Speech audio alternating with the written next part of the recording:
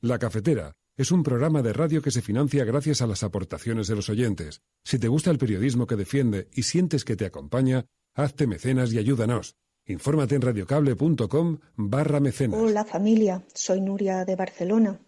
Me he hecho mecenas porque me parecen imprescindibles los medios de comunicación independientes para combatir a este engranaje perverso en el que los derechos de las personas cada vez quedan más mermados en favor del capital. Y por otro lado es un placer tener familia cafetera por todas partes. Un abrazo muy grande a todas y todos.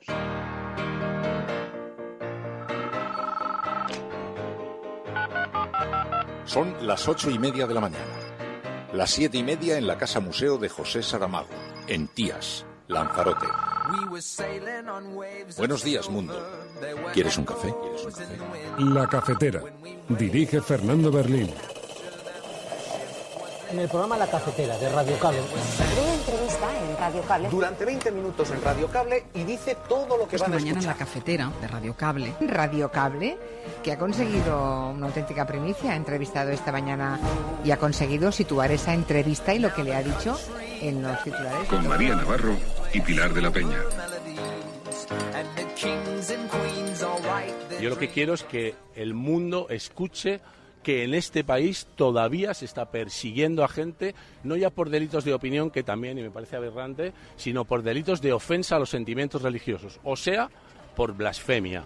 Y lo que yo quería era que fuera un juicio, ya que vamos a juicio, que sea un juicio público y que la gente escuche lo que yo tengo que decir y de lo que me acusa esta gente. El Partido Popular sigue en una actitud de bloqueo, como si no se hubiesen celebrado 2 elecciones generales consecutivas. Y los españoles han hablado con voz alta y con voz clara. Han dicho que quiere que sea Pedro Sánchez quien lidere España y creo que el Partido Popular aún no ha asumido esa realidad. Le he pedido expresamente que renuncie a la mesa de negociación con los independentistas, en las que no se han establecido líneas rojas, ni siquiera en el derecho de autodeterminación. En segundo lugar, le he pedido que garantice la inhabilitación del señor Torra y las sucesivas sentencias judiciales frente a los líderes independentistas. No quiero dejar pasar este eje programático sin hacer referencia al proyecto de ley orgánica de protección integral a la infancia y a la adolescencia frente a la violencia. Se trata de una iniciativa conjunta de los Ministerios de Justicia y Sanidad, muy trabajada por el anterior gobierno y que esperamos concluir muy pronto.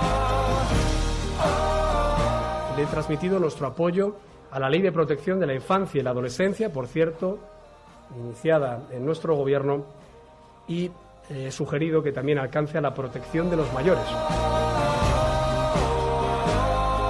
No se va a permitir en este ministerio la figura del trade digital. Un trabajador o una trabajadora en una bicicleta con una aplicación móvil no es una persona autónoma.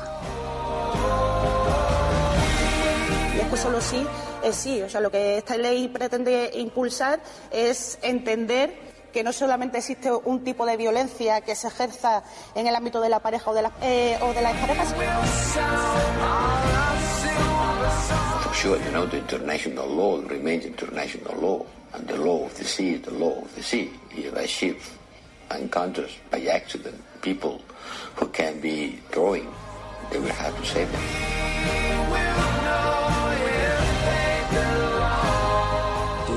Son crímenes que tienen que ver con odio. Esto no solo se resuelve con policías, ni con cárceles, ni con amenazas de mano dura. Aquí tenemos que atender el fondo, que solo siendo buenos podemos ser felices.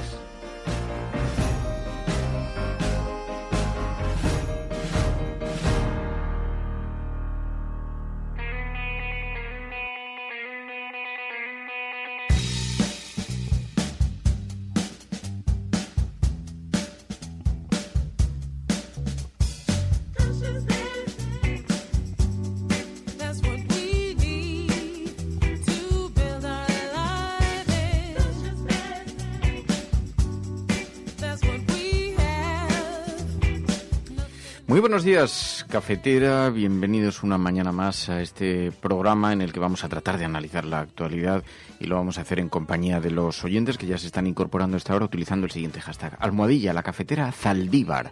Almohadilla la cafetera Zaldívar. Sí, hoy vamos a hablar de este derrumbe que se ha producido en un vertedero en el País Vasco. Hay una ausencia desde hace días de información, por lo menos con la dimensión que requiere un asunto. Llevamos días de derrumbe, de crisis medioambiental, de crisis política en el País Vasco, en el que además, ya sabéis, hay 2 desaparecidos también, en fin, y a la población que se le ha pedido que no aire los domicilios, que mantengan las ventanas de las casas cerradas, que no hagan deporte al aire libre. Poblaciones cercanas como las de Ermua o Eibar. Ermua tiene 15.000 habitantes, Eibar 27.000 habitantes. En fin, es una crisis muy importante que además tiene una derivada política y de la que vamos a hablar hoy. Y lo vamos a hacer además con Juan López de Uralde, que ya sabéis es activista medioambiental, ecologista, ahora diputado también, y le vamos a preguntar por este asunto, porque Zaldívar no es una excepción. Se producen con una cierta frecuencia incendios en plantas de reciclaje. Hay un escasísimo control del destino de residuos peligrosos. Y le queremos preguntar a Juan López de Uralde que nos ayude a comprender un poco más la naturaleza de esto y a conocer un poquito más las políticas de control que hay sobre esto. ¿Es posible que se produzca el accidente que hemos vivido en Zaldívar en otros lugares? Hemos conocido algunos muy importantes en zonas de almacenamiento, por ejemplo, de restos de automóviles, en fin. Le vamos a preguntar a Juan López de Uralde por todo esto, así que os pedimos que nos ayudéis a participar en el programa a través de ese hashtag Almohadilla la cafetera Zaldívar, que pongamos el foco allí para que se vea. Hoy además está prevista una comparecencia a las 9:30 del Lehendakari vasco sobre este asunto. Es una comparecencia muy importante porque las anteriores comparecencias públicas han sido absolutamente desastrosas, así que se espera con mucha expectación en una comunidad autónoma que además, como sabéis, ha convocado elecciones, así que todo esto está salpicando en el calendario electoral.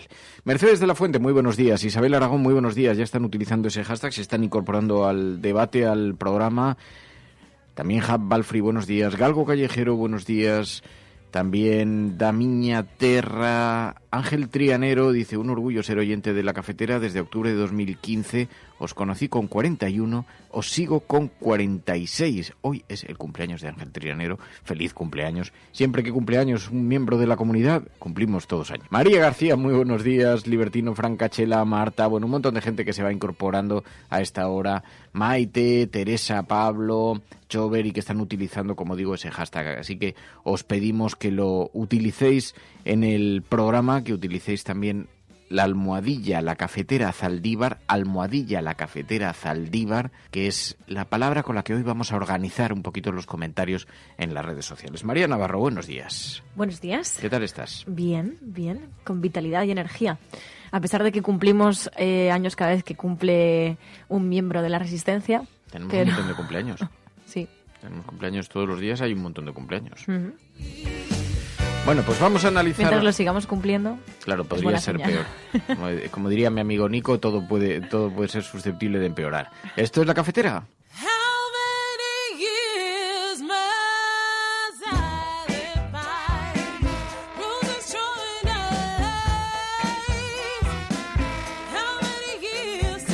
Tu colaboración es importante. Ayúdanos retuiteando la dirección de este programa. Hagamos que se nos oiga. Hagamos que se nos conozca. Radiocable.com. Oye, que esto no son frases hechas, que las lanzamos porque nos ayuda mucho que participéis difundiendo la dirección de este programa y haciendo que otras personas puedan descubrirlo. Es la manera de llegar a más gente y que se vaya incorporando más gente también a esta gran familia. A esta gran familia, esta gran secta, no. Bueno, pues hoy en las portadas de los periódicos, España aplaza el cobro de la tasa Google ante la presión de Estados Unidos. Hoy es una de las noticias que están en las portadas, aunque el protagonismo lo tiene la reunión que tuvo lugar ayer entre Sánchez y Pablo Casado. El bloqueo institucional ya se preveía, ayer fue objeto también del editorial de este programa, de la apertura de este programa, porque toda la prensa vaticinaba el desencuentro entre Pablo Casado y Pedro Sánchez. Tal y como decíamos ayer en el programa, ya nos parece paradójico que se dé por hecho, antes de que se produzca el encuentro, que se va a producir un desencuentro.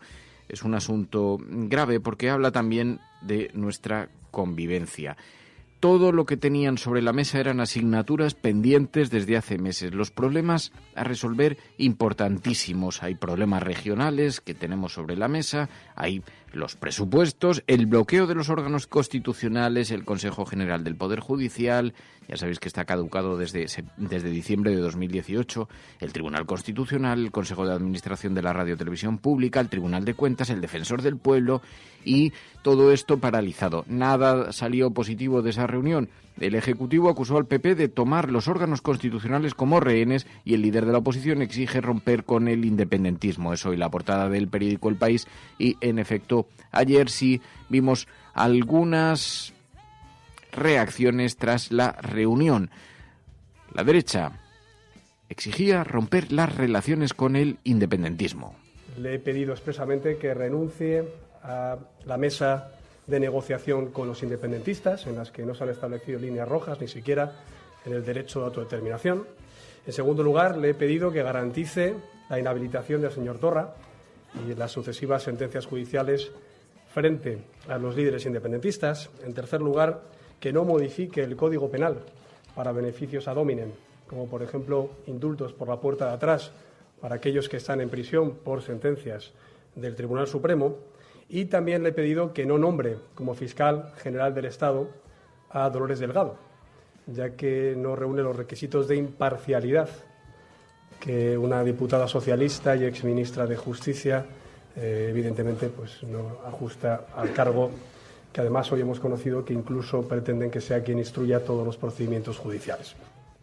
Así que el Partido Popular, la derecha de España, cruza reproches con el Partido Socialista en el Gobierno. Cruza reproches. Hoy hay un artículo muy interesante de José Antonio Zarzalejos en elconfidencial.com donde habla del error insoportable. Claro, también defiende José Antonio Zarzalejos que el acuerdo es muy difícil, la imposibilidad de acuerdo es patente, porque más allá de las estratagemas y de las estrategias de cada partido, la dificultad para el Partido Popular es que no tiene tampoco muchas alternativas, dice José Antonio Zarzalejos. Dice, claro, salvo cuando haya algún asunto que salvaguarden derechos, aumento de pensiones, incremento del sueldo de los empleados públicos, la mejora del salario mínimo interprofesional, bueno, pues ahí no le queda más remedio. Al Partido Popular debería apoyarlo, pero es verdad que el Partido Socialista ha fiado toda su fuerza colocando sus apoyos en el mismo lado, y eso hace muy difícil cualquier aproximación con el Partido Popular. Así que, mientras tanto, dice, con un ministerio, con una exministra que está siendo ascendida a fiscal general del Estado, con acuerdos abiertamente con partidos separatistas, que eso para el Partido Popular es una línea roja, con las restricciones en las temáticas negociadoras, con los acuerdos con el PNV, el programa de coalición con Unidas Podemos. Claro, puede aspirar Pedro Sánchez a pedir apoyo a un partido que tiene todas esas líneas rojas precisamente sobre las que ha fiado la legislatura Pedro Sánchez. Parece difícil. Dicho lo cual, es verdad, es interesante además leer el artículo de José Antonio Zarzalejos porque nos permite comprender mejor cuál es la dinámica de las distancias entre unos partidos y otros, pero también hay una responsabilidad compartida porque la lógica electoral en la que nos hemos metido, que acepta el bloqueo y la crispación social, nos hemos acostumbrado como si fuera parte de nuestra rutina política, y sobre todo cuando la derecha está en la oposición, que se pueden permitir dinamitar cualquier acuerdo, cualquier espacio de convivencia. Esto es demoledor para la vida pública, esto es nefasto para la convivencia en este país, porque además termina al final trasladándose a cada pueblo, a cada barrio, como decíamos ayer, a cada bar. Esto sí que es un virus con efectos devastadores para la convivencia. De manera que, bueno, comprendiendo que parte de las líneas rojas que el Partido Popular considera para establecer un mínimo diálogo, cree que se han quebrantado, pero lo cierto es que siguen en la actitud de bloqueo. Ayer lo decía la ministra María Jesús Montero, la ministra de Hacienda. El Partido Popular sigue en una actitud de bloqueo como si no se hubiesen celebrado 2 elecciones generales consecutivas. Y los españoles han hablado con voz alta y con voz clara. Han dicho que quiere que sea Pedro Sánchez quien lidere España, y creo que el Partido Popular aún no ha asumido esta realidad. No sabe o no quiere saber cuál es la tarea de oposición que le toca jugar y, por tanto, cómo puede contribuir noblemente también desde este lugar a la construcción del conjunto de España. Mientras tanto, en la derecha siguen con su propia batalla. Melisa Rodríguez, de Ciudadanos.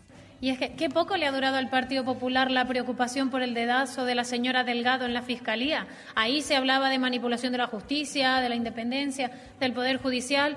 Vaya, dura poco la preocupación hasta que llega el momento de repartirse qué jueces van a ser tuyos y qué jueces van a ser míos. Nosotros ya lo hemos llevado a votar en el Congreso de los Diputados en su momento y no tuvimos el apoyo de los partidos políticos. No hemos tenido el apoyo del Partido Popular ni del Partido Socialista porque están cómodos con repartirse la justicia. Bueno, pues hoy, en efecto, esto es la portada de todos los periódicos. Dice el periódico El Mundo, Casado ofrece apoyar los presupuestos para no depender de Esquerra Republicana. Lo que pasa es que le pide al gobierno que rompa con sus aliados, con sus socios naturales, que mientras tanto siguen defendiendo la necesidad de una mesa de diálogo en Cataluña. Y además, decía Gabriel Rufián, desde Esquerra Republicana presionan para que sea como tarde la semana que viene, para que sea lo antes posible. Me remito al comunicado que salió después de la reunión entre presidentes, en los que sí que decían que la reunión iba a ser este febrero, y confío que sea en febrero. Que hay voluntad por ambas partes de cumplir con lo dicho en aquel comunicado, que no hay noticia nueva que yo sepa a día de hoy. Por lo tanto, espero y deseo, y estoy absolutamente convencido de que como muy tarde será la semana que viene. Así que decía Gabriel Rufián que es necesario poner en marcha esa mesa de diálogo y lo antes posible. También están en su propia dinámica electoral.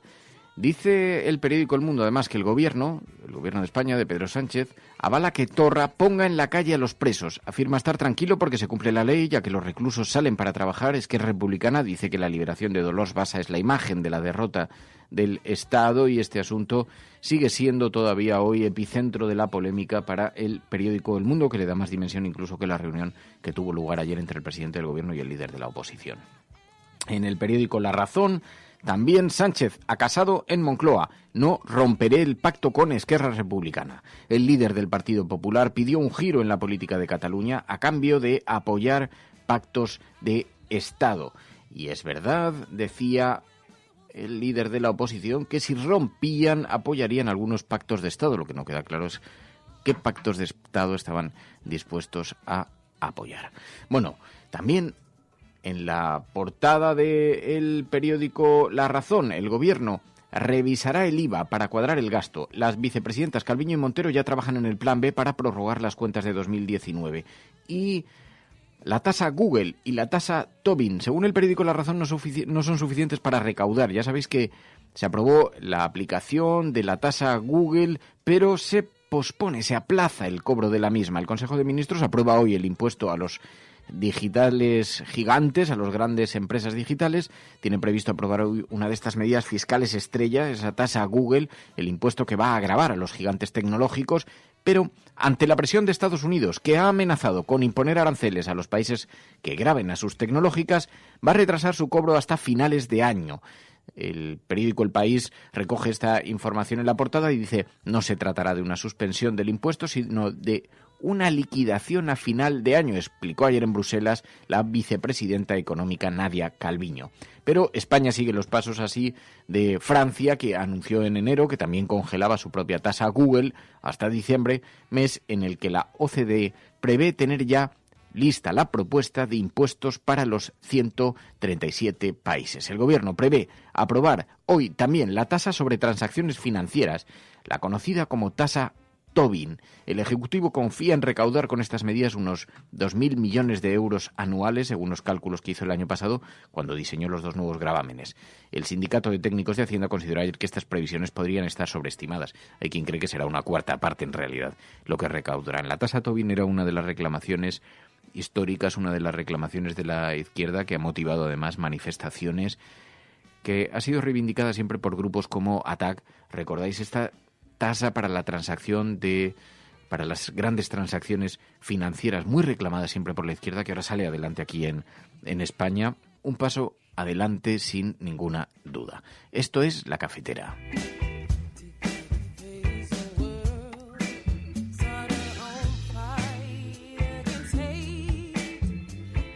Claro, dice Marta Viñes, y yo que me alegro de la tasa Tobin, nunca me imaginaba que vería esto, Attack Forever. Yo recuerdo, fíjate Marta, recuerdo una vez que en Televisión Española en 59 segundos se me ocurrió llevar una camiseta en la que ponía tasa Tobin ya, y a la salida del programa me agarró un director de Televisión Española y me dijo, oye, es que esas cosas de las que hablas, la tasa Tobin, ¿pero quién conoce la tasa Tobin? ¿Pero qué es eso de la tasa Tobin? Que me pareció bastante ofensivo, por cierto. Es que la tasa Tobin ha sido una de las reclamaciones de los grupos antiglobalización desde hace años. Y ver que un gobierno como el gobierno español aprueba finalmente, es verdad que se hablaba de una tasa Tobin global, de una tasa Tobin, de un impuesto simultáneo en diferentes países para facilitar una cierta equidad a los países en vías de desarrollo por todo este movimiento de capitales que viajaba de un lugar a otro. Y, en fin, bueno, pero es histórico, es verdad, dice Marta desde Seattle, dice Marta Viñes, es verdad que esto es una reclamación histórica y es una conquista que está pasando más desapercibida porque, bueno, es probable que hubiera gente, en efecto, que no hubiera escuchado hablar de esto, pero desde luego cualquiera que militaba en los movimientos antiglobalización, que los ha acompañado, que los ha exigido, sabe perfectamente que formaba parte de las reclamaciones históricas, así que es un asunto que debe ser aplaudido. Hay algunos asuntos pendientes. Decía la ministra Yolanda Díez, por ejemplo, el trabajo que tiene que hacer ahora las instituciones para controlar estas nuevas formas de trabajo que están apareciendo, para controlar los abusos que se están produciendo en materia laboral. No se va a permitir eso en este ministerio. Ya lo anticipo, ya lo saben, lo conocen y nos pueden someter a las presiones que estimen. No se va a permitir en este ministerio la figura del trade digital. Un trabajador o una trabajadora en una bicicleta con una aplicación móvil no es una persona autónoma. Por tanto, no merece ni discusión.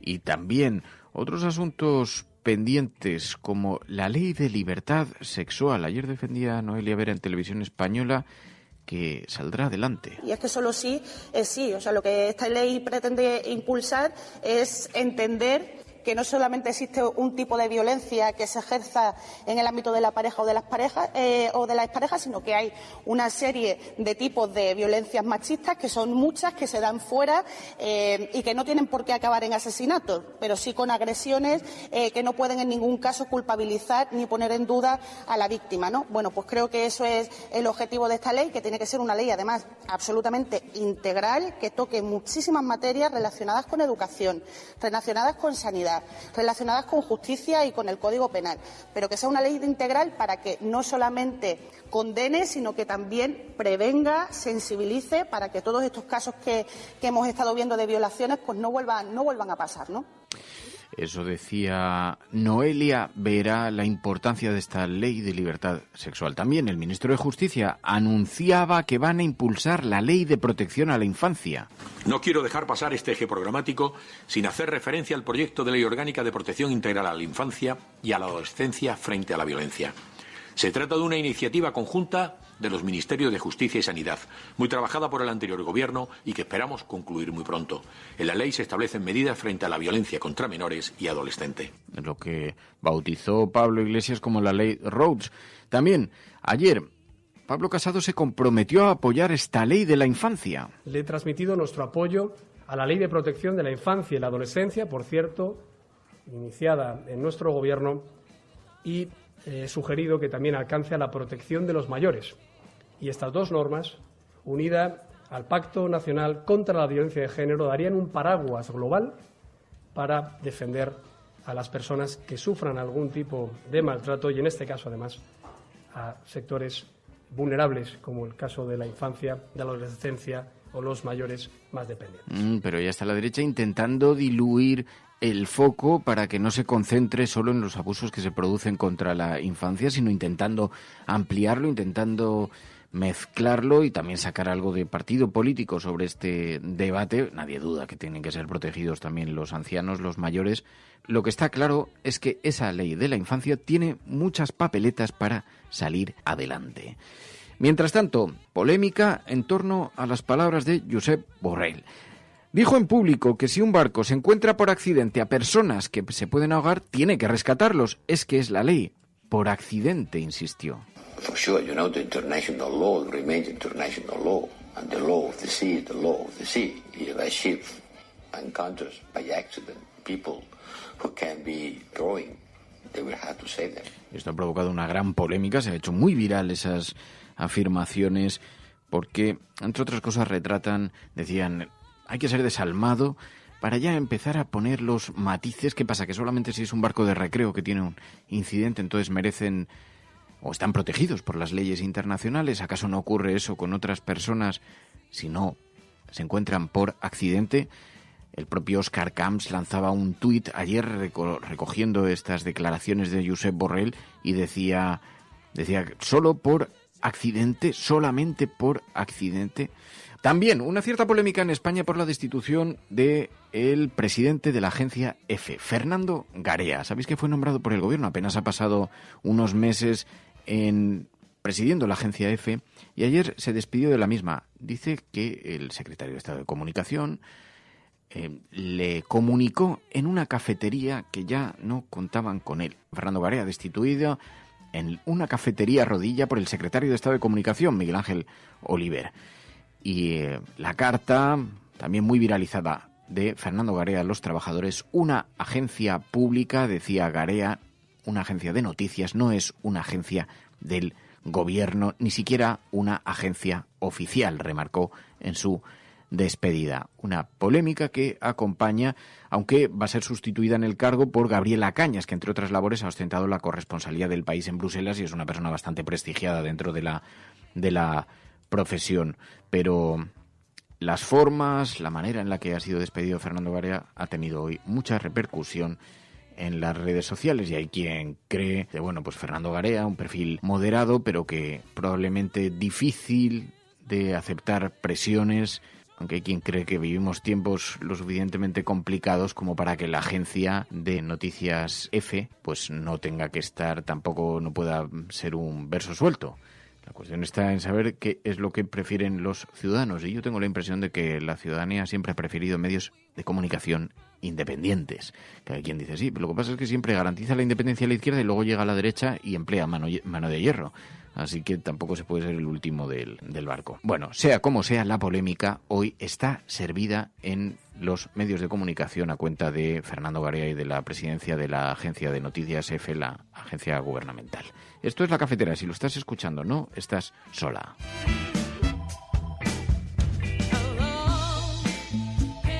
Y si algo resuenan hoy en los medios de comunicación por su ausencia son las palabras de Willy Toledo.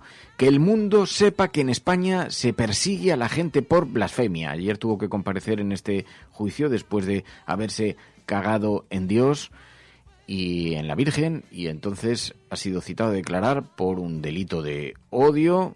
Y Willy Toledo, a la salida, hizo estas declaraciones. Yo lo que quiero es que el mundo escuche que en este país todavía se está persiguiendo a gente, no ya por delitos de opinión, que también, y me parece aberrante, sino por delitos de ofensa a los sentimientos religiosos, o sea, por blasfemia.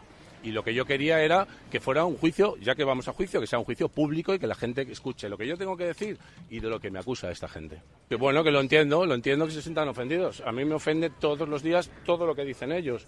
A mí me ofenden los discursos homófobos, los discursos racistas, los discursos machistas. Me ofenden profundamente y me mosquean. Pero no voy por la vida denunciando a toda esa gente por lo que puedan decir. Entiendo que se sientan ofendidos por mis palabras. Ya lo siento. Creo que no existe, no existe en la legislación española y creo que en ningún lugar del mundo el derecho a no sentirse ofendido. No existe, con lo cual están en todo su derecho.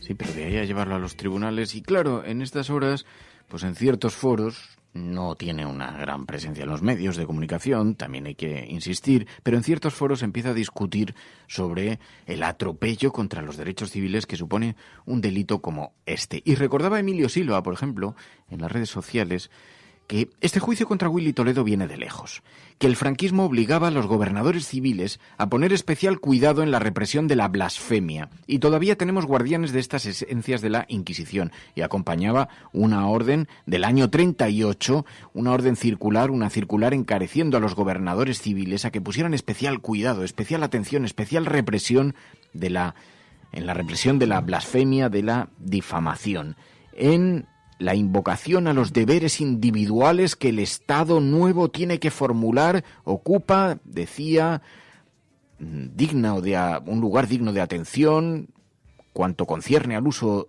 y dignidad del lenguaje, don divino del hombre, merced al cual haya en realización externa los más altos valores espirituales, tiene la gramática una parte moral que se refiere al bien hablar en el sentido material o de contenido de la expresión, decía aquella orden del gobierno de la nación, poniendo, como decimos, especial cuidado y atención en la represión de la blasfemia y la difamación, decían en esta orden. Dice, manifestaciones que entre nuestro pueblo señalado relieve es una de las blasfemia proferida en injuria de Dios o de los santos, es la difamación de las personas, ya sean autoridades o particulares, que se dirija contra individuos, contra colectividades, y aunque su represión penal se haya en parte condicionado por la libre voluntad del ofendido, es procedente que la represión gubernamental se verifique también de oficio, ya que es de interés público el evitar daños que a la colectividad sobreviene cuando se menoscaba la honra y la fama de sus miembros, decía aquella orden del año 1939 y que en efecto nos recuerda las raíces de dónde vienen precisamente esos otros delitos que encubiertos en la protección del derecho, de la libertad religiosa, esos delitos que en realidad hunden sus raíces en aspectos mucho más oscuros de la convivencia y que hunden sus raíces en plena dictadura de Franco. Esto es La Cafetera.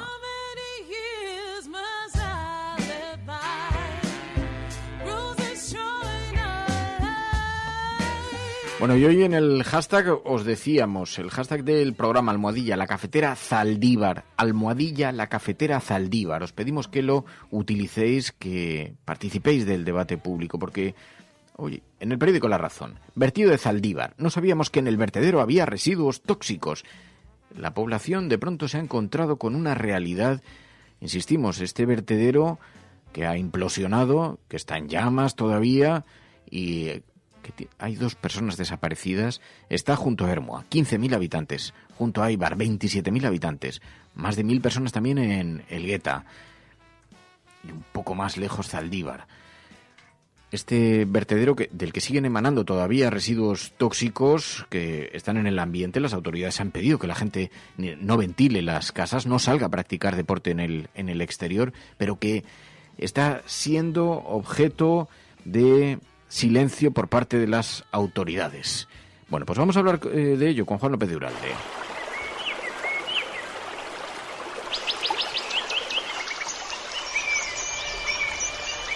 Datos que aseguran que el calentamiento global provoca cada año en el mundo 7 millones de muertes prematuras, más que las causadas por el SIDA y la malaria, por ejemplo. Han ido a parar al río Guadiamar después de que se rompiera una balsa en las minas de Aznalcóllar. El vertido, que contiene ácidos y metales pesados, ha afectado a viviendas. Estos picos de polución no solo hacen que nuestra salud se resienta, también... Bueno, pues ya sabéis que los martes hablamos precisamente de ecología, de medio ambiente, de responsabilidad, con esta asignatura tan importante con Juan López de Uralde. Juan López de Uralde, muy buenos días.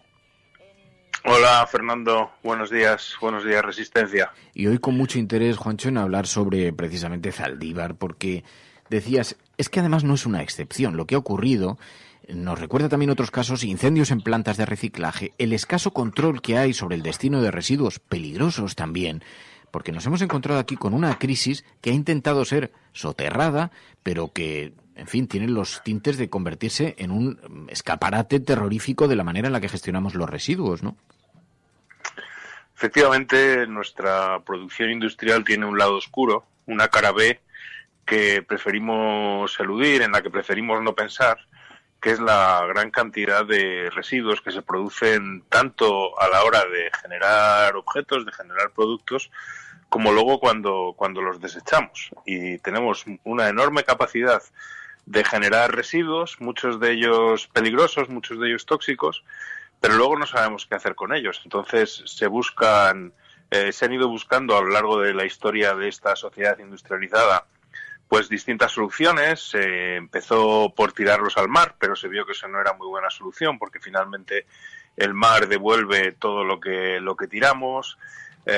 Quemarlos, pero eso genera emisiones que luego nos volvemos a tragar, y en definitiva también se ha tratado de exportarlos a países más empobrecidos, algo que sigue ocurriendo. De repente aparecen contenedores con residuos españoles, por ejemplo en Malasia, como es un caso reciente.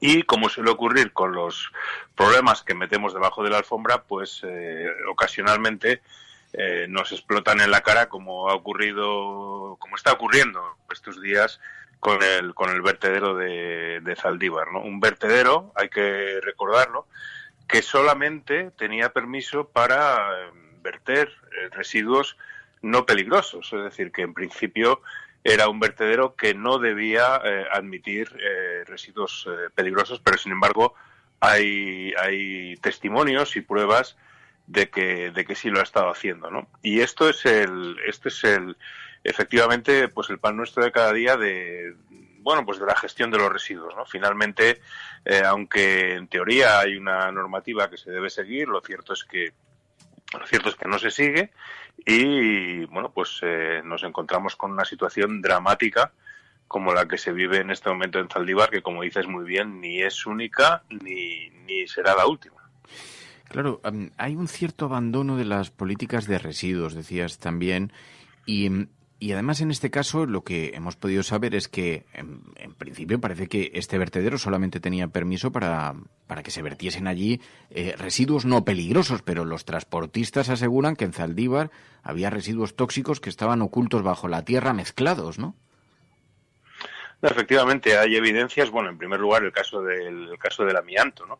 Es decir, se sabe, por ejemplo, que, y esto ha sido reconocido, que hay muchísimos residuos de amianto enterrados en Zaldívar, y luego, además, pues hay pruebas de que hay residuos de PCBs. Es decir, hay una sentencia de hace unos años en la cual se reconoce que PCBs son unos aceites que se utilizan para los transformadores eléctricos, y que son altamente tóxicos y que pueden estar en el origen de esas emisiones de dioxinas que en este momento se están produciendo, que llevan ya durante varios días. Y hay que recordar pues que las dioxinas son sustancias altamente tóxicas, altamente cancerígenas, y que además son muy persistentes en el medio ambiente, es decir, que no se degradan fácilmente, que la naturaleza no tiene capacidad para degradarlas, ¿no? Por lo tanto, nos encontramos con un panorama en una comarca muy habitada, muy densamente poblada, donde viven 50.000 personas. Además, ya en origen el caso es bastante escandaloso, porque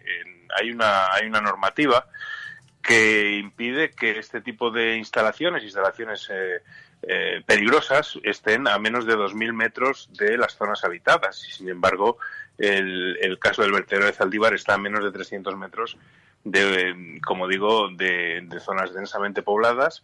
Y además, pues se da la paradoja de que está en lo alto de un valle, ¿no? En la parte alta, lo cual pues es bastante inexplicable cuando realmente pues es evidente que los riesgos son mayores, no solo de derrumbamiento, como ha sido el caso, sino sobre todo de lixiviados, es decir, de que los líquidos procedentes de ese vertedero pues bajen por el río abajo contaminando sus aguas, ¿no?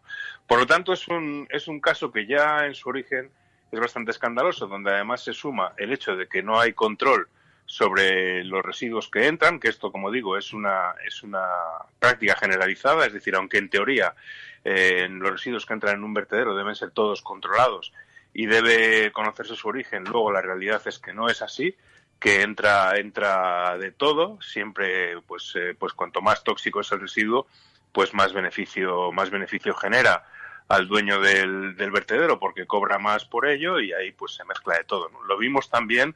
Otro caso que fue muy sonado fue el del incendio en Chiloeches, en Madrid, hace escasamente 2 años, donde se descubrió que una planta de tratamiento de residuos tóxicos, de residuos industriales tóxicos, mezclaban esos residuos con escombros y luego los vertían en una escombrera en Madrid, ¿no? Este es el tipo de prácticas que son finalmente consecuencia pues del poco control, del poco seguimiento que se hace con esta parte oscura, como digo, de la producción industrial, y que, bueno, en el caso de Zaldívar, desde luego, enfrenta al gobierno vasco en un momento, además, que es bastante inoportuno para el PNV, porque realmente estamos en época preelectoral, pero que enfrenta pues con una situación dramática, donde, por cierto, no tenemos que olvidar, porque creo que es quizás lo más grave de todo, que sigue habiendo 2 trabajadores enterrados bajo toneladas de esos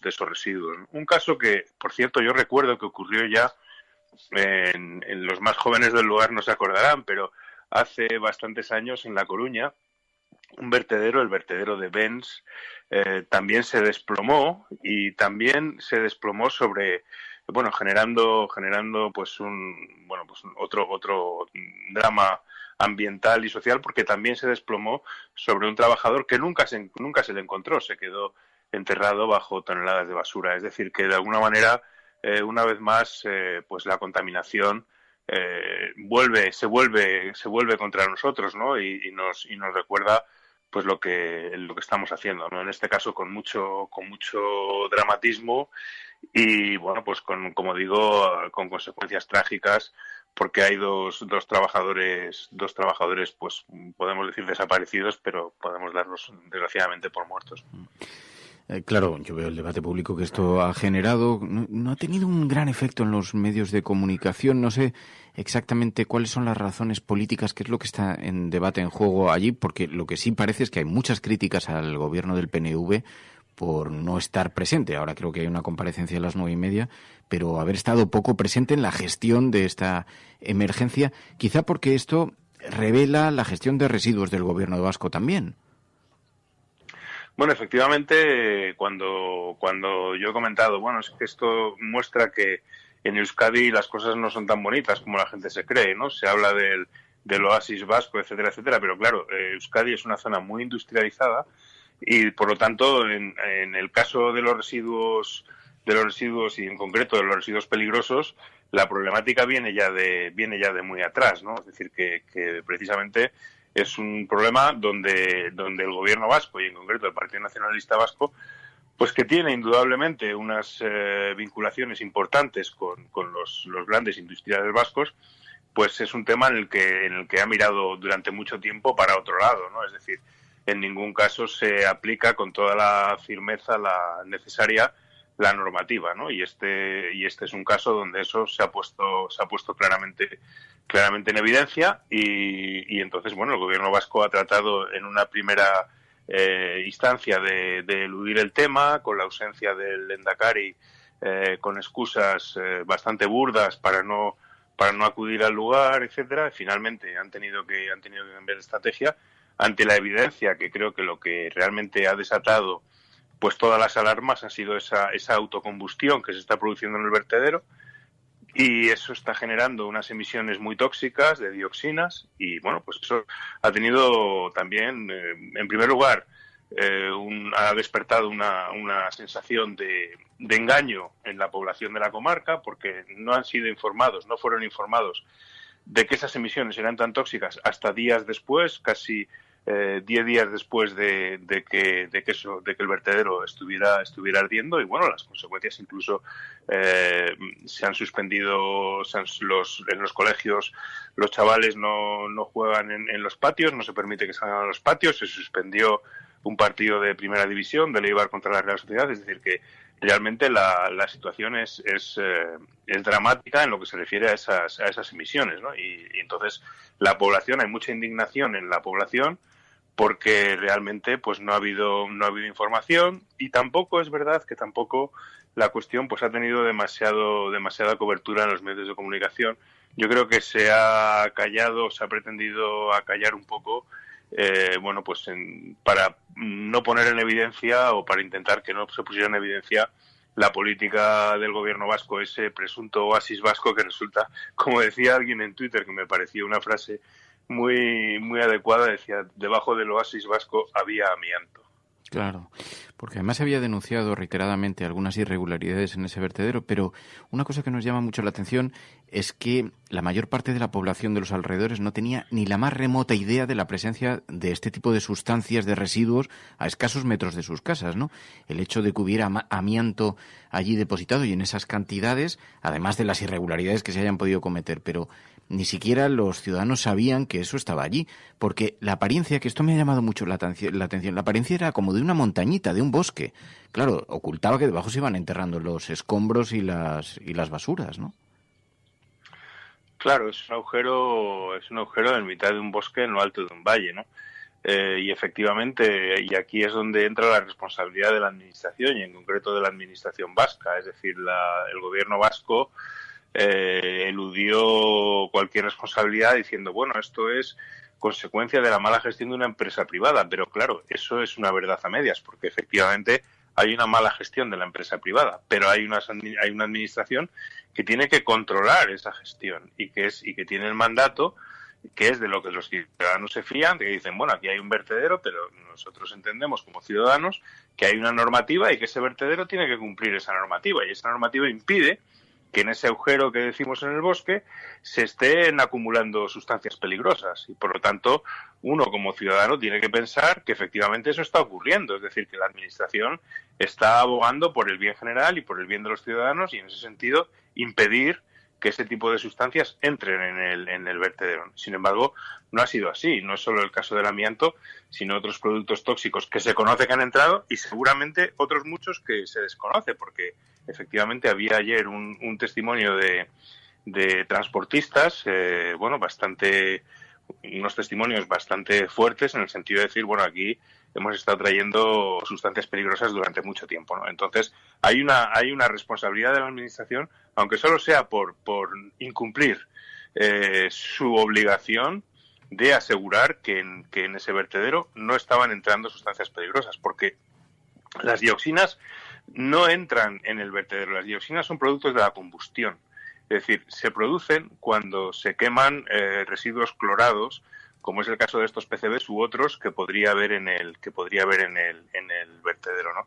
Por lo tanto, no es que se estuvieran llevando esas dioxinas, sino que esas dioxinas, cuando el vertedero se quema por un proceso de autocombustión que se produce por la fermentación anaerobia de la materia orgánica, y si no tiene sistemas, como evidentemente no tenía este vertedero, para la extracción del gas que se produce, se genera esa combustión, ¿no? Por lo tanto, es toda una serie un encadenamiento de fallos técnicos y de falta de control por parte de la administración, por esa connivencia que existe entre las administraciones y la industria, y el poco peso que tienen las administraciones ambientales. Es decir, en caso de duda, normalmente la administración ambiental es la que sale perdiendo, y se da la razón siempre al sector de la industria, ¿no? Y eso es especialmente así en zonas muy industrializadas, como pues el País Vasco, ¿no? Entonces, pues este es el drama en que nos encontramos, con una población en este momento sometida,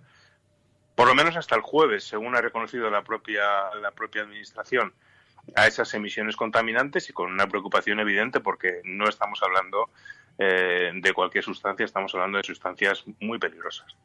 Pues Juan López Duralde, Juancho, muchísimas gracias como siempre. Un abrazo muy fuerte. Un abrazo, Fernando. Claro, mientras tanto, sospechas, pero porque la propia viceconsejera de Medio Ambiente, Elena Moreno, había dicho con anterioridad que la empresa había depositado algunos materiales para los que no tenían autorización y que había realizado un relleno no autorizado. Así que hay más que sospechas, cuando además hemos sabido que los equipos de emergencia habían estado trabajando en la búsqueda de los dos desaparecidos sin que nadie les informase de que había amianto, y por lo tanto sin las protecciones obligadas durante horas, hasta que después ya a los equipos que se han enviado a trabajar en la zona se les ha pedido que apliquen los protocolos para trabajar con esto, pero en fin, una auténtica tragedia en lo humano, un drama en lo personal evidentemente, pero también que nos refleja una actuación, una forma de operar donde la industria termina imponiendo unos modelos de desarrollo de conducta siempre amparados con la creación del empleo, con las necesidades sobre el bien común, que honestamente nos parece que es el escaparate perfecto de la mala gestión. Secessionist parties in Catalonia have wasted no time following the reconvening. Vamos a esta hora con información de último minuto. A esta hora en España, el ex vicepresidente del gobierno... En España finaliza el recuento de votos en los comicios municipales y autonómicos con una participación del... En las últimas semanas hemos podido comprobar cómo los medios de comunicación internacionales... Imagínense cualquier lector de la prensa extranjera que descubre que al que se propone para el Banco Mundial... A Spanish nurse who helped treat 2 Ebola victims in Madrid has tested positive for the disease herself. Spain announced that a nurse is the latest to be diagnosed.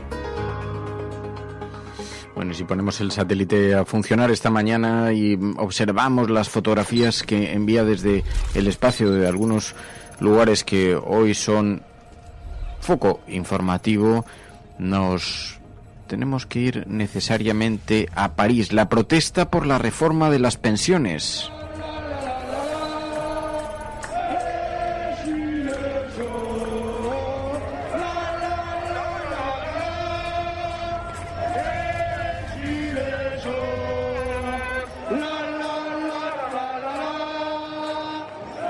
Hay un gran descontento popular, un gran descontento social, y el gobierno de Emmanuel Macron pretende aprobar las medidas en un proceso acelerado para intentar combatirlo, pero las protestas se siguen sucediendo en París a propósito de la discusión en la Cámara Baja del Parlamento de la reforma de pensiones propuesta por el presidente Emmanuel Macron. Sigue habiendo movilizaciones. En México, Andrés Manuel López Obrador habla sobre los feminicidios. Ha habido un último asesinato de una niña que ha puesto, a la opinión pública, le ha levantado en armas. Y Andrés Manuel López Obrador se refirió ayer a este asunto, insistiendo en que no solo hay que recurrir a la ley para esto, sino que también hay que ir al fondo del problema, decía Andrés Manuel López Obrador. Son crímenes que tienen que ver con odio, crímenes que tienen que ver con problemas sociales, problemas familiares. Es una enfermedad social. Entonces, esto no solo se resuelve con policías, ni con cárceles, ni con amenazas de mano dura. Aquí tenemos que atender el fondo, que haya bienestar material y bienestar del alma, que se insista hasta el cansancio, que solo siendo buenos podemos ser felices. Bueno, y la Unión Europea va a enviar barcos a Libia para frenar la venta de armas. Esto supone dar un paso más, ponerse frente a Rusia, frente a Turquía. Ayer Borrell le preguntaron, dijeron, es que la situación en Libia es cada vez peor, está muy mal. The arms embargo also, that the fight continues, but the political process of Berlin is still working. But the situation in the ground it's very, very bad. La situación es muy mala de fondo, pero el proceso sigue adelante. Pilar de la Peña, muy buenos días. Hola, buenos días. En todo caso, es un nuevo paso en esta política para frenar la venta de armas, el hecho de que la Unión Europea acepte enviar barcos a la zona, ¿no? Sí, la verdad es que de hecho algunos analistas lo interpretan como una de las primeras victorias de Borrell como alto representante de la política exterior. Es verdad que el exministro español había sido un gran defensor de que la Unión Europea vuelva a estar. La Unión Europea había estado con la llamada Operación Sofía desde 2015 con barcos patrullando por toda la zona de los mares de en torno a Libia.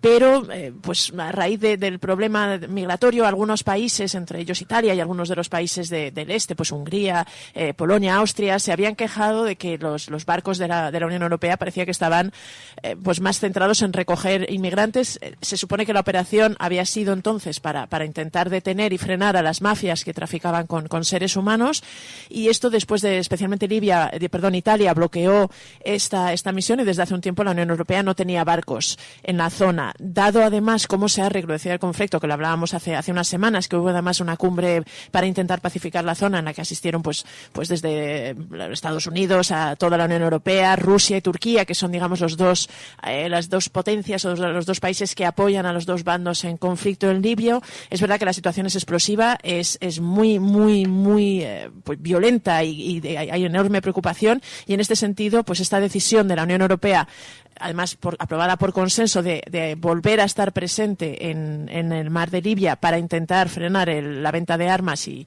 digamos estas mafias que también pues trafican con seres humanos, pues ha sido bastante bien recibida. Aunque hay que decir que precisamente este aspecto que se denunciaba un poco, que Europa no estuviera también ahí presente por el tema de ayudar a los posibles inmigrantes, a lo mejor de intentar frenar los flujos migratorios, ha sido precisamente el motivo por lo que ha costado bastante que esta decisión fuera aprobada en Bruselas.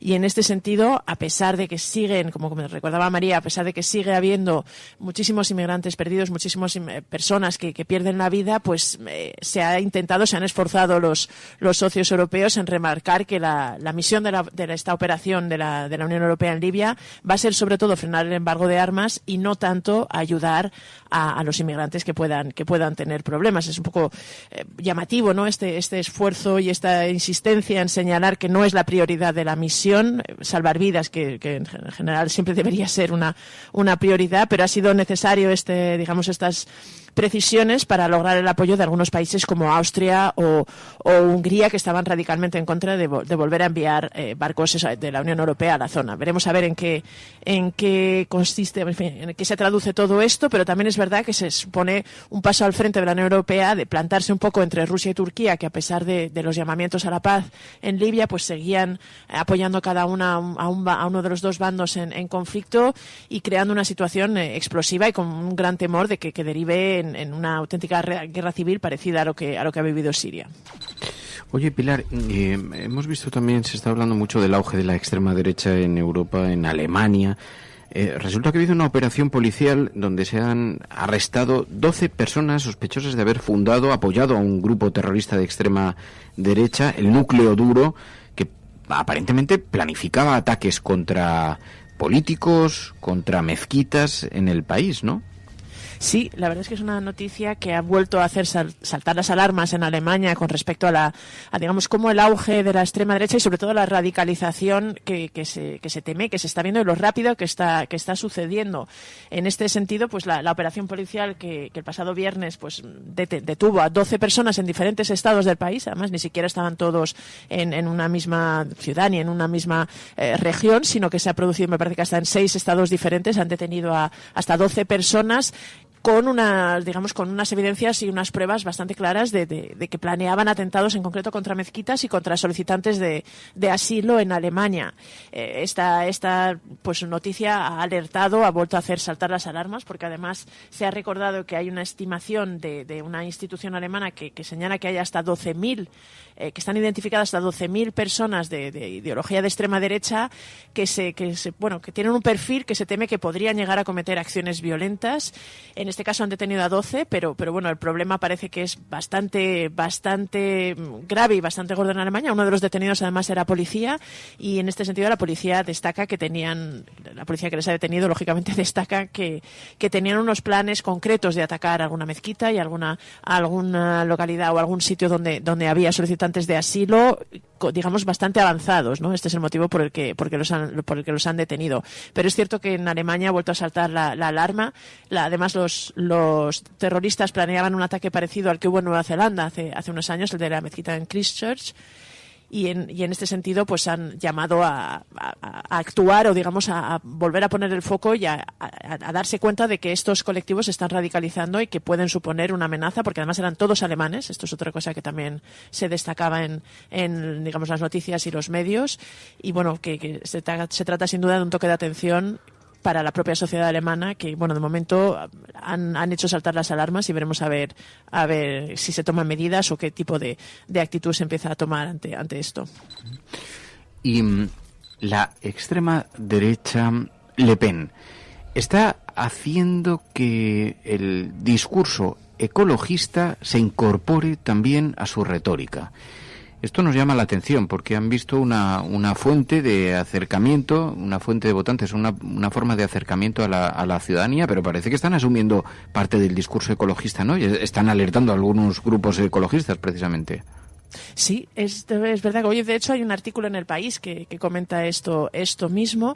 Es un fenómeno que no es nuevo. Es verdad que además en este sentido el partido de extrema derecha en Francia, el partido de Marine Le Pen, digamos que va un poco por libre digamos a la hora de definir las políticas, ¿no? Es verdad que cada país de Europa está teniendo un movimiento de extrema derecha fuerte, pero cada movimiento tiene sus propios toques. Y en este caso Marine Le Pen en concreto siempre ha intentado ampliar la base de su electorado y de sus apoyos precisamente en el terreno clásico o en el campo clásico de la izquierda, ¿no? Es decir, clase obrera, trabajadora, y uno de los últimos, digamos, de las últimas vías que parece haber encontrado es precisamente la defensa del medio ambiente.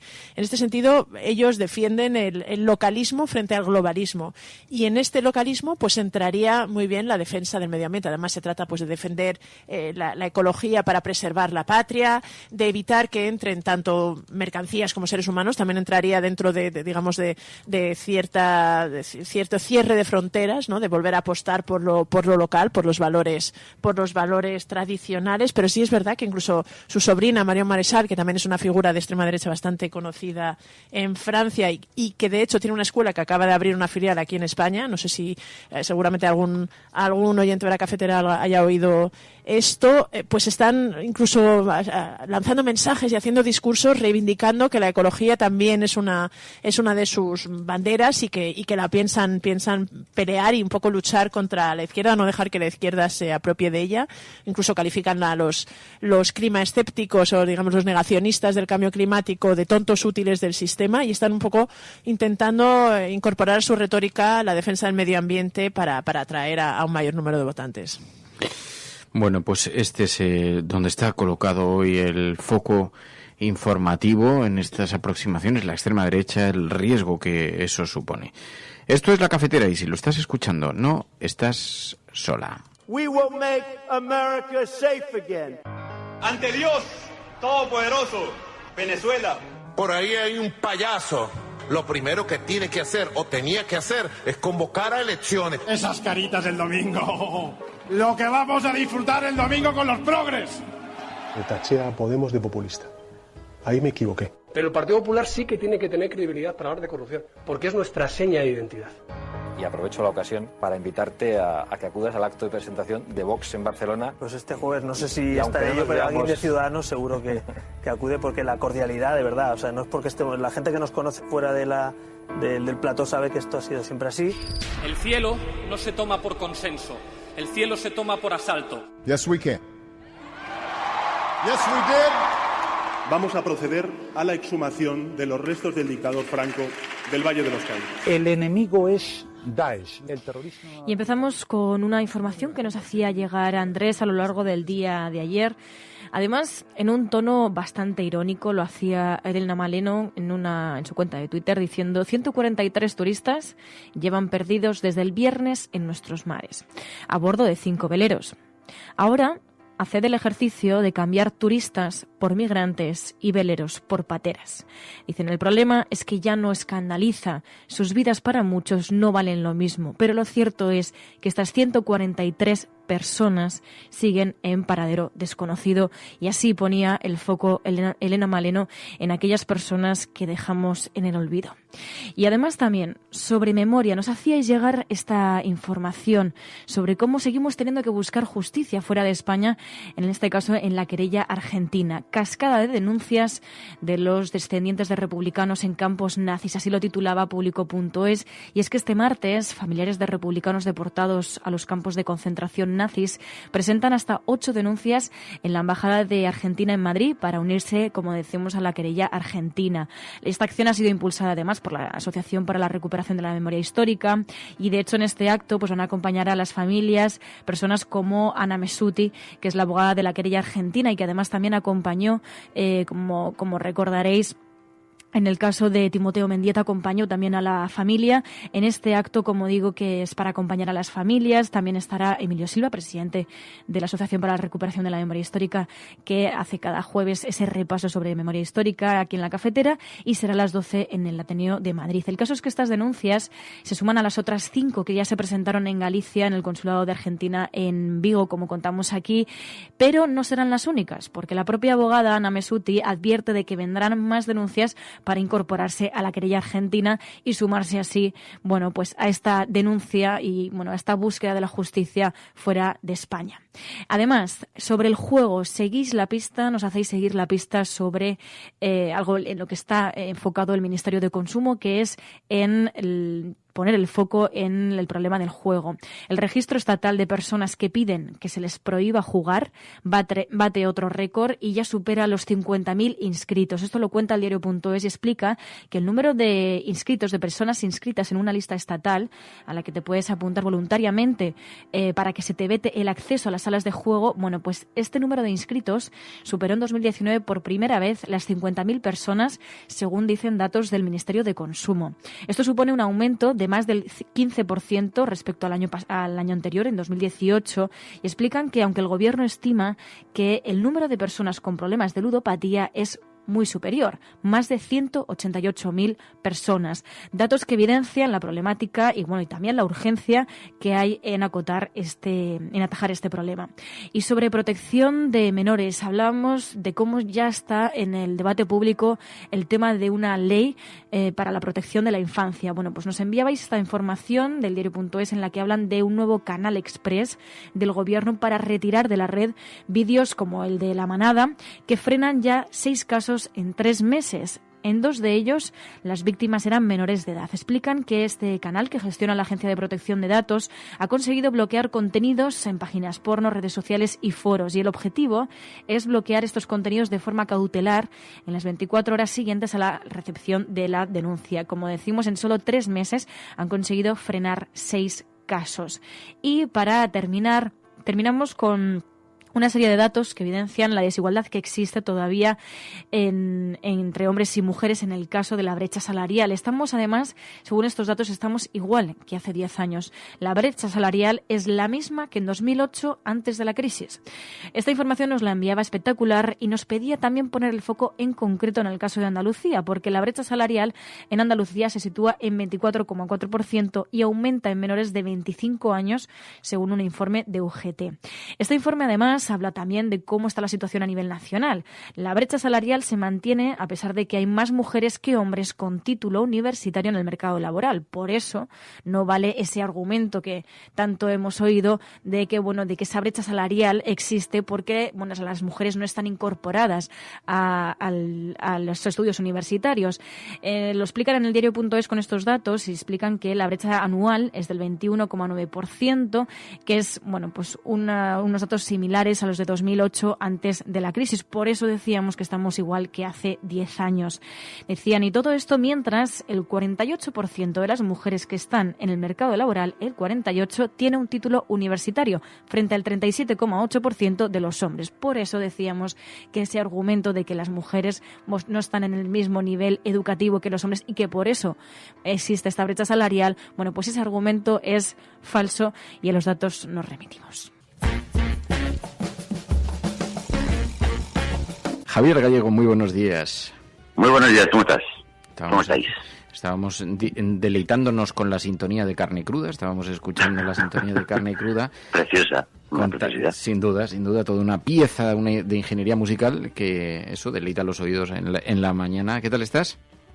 Muy bien, estupendamente. Oteando la ciudad desde a pie de calle, siempre Javier Gallego.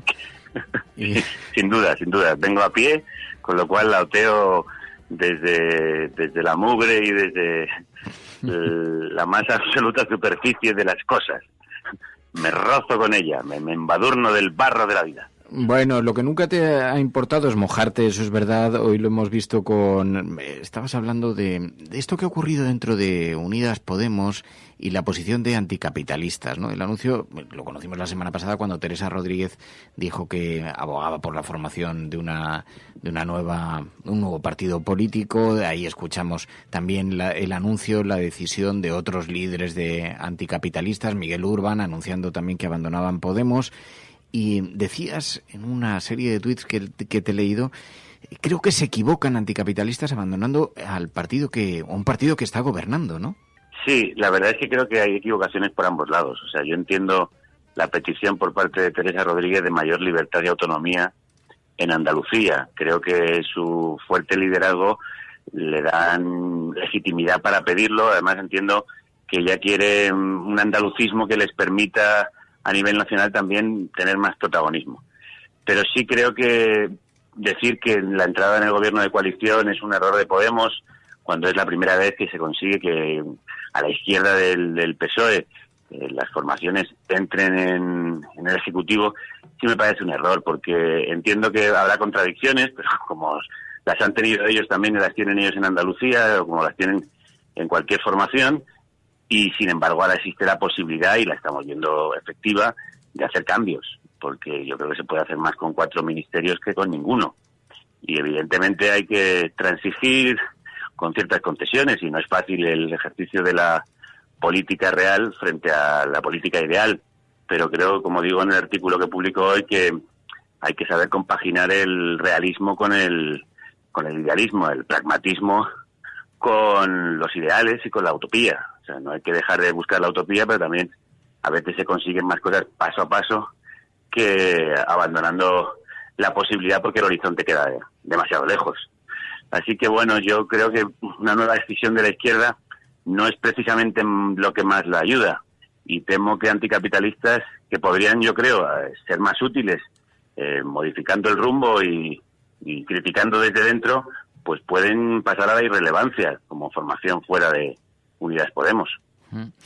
Lo que sí que se ha producido es todos los periódicos, las crónicas hablan de un divorcio bien avenido, un divorcio bien llevado, bien conducido, ¿no? En esto me parece que estratégicamente es una buena decisión.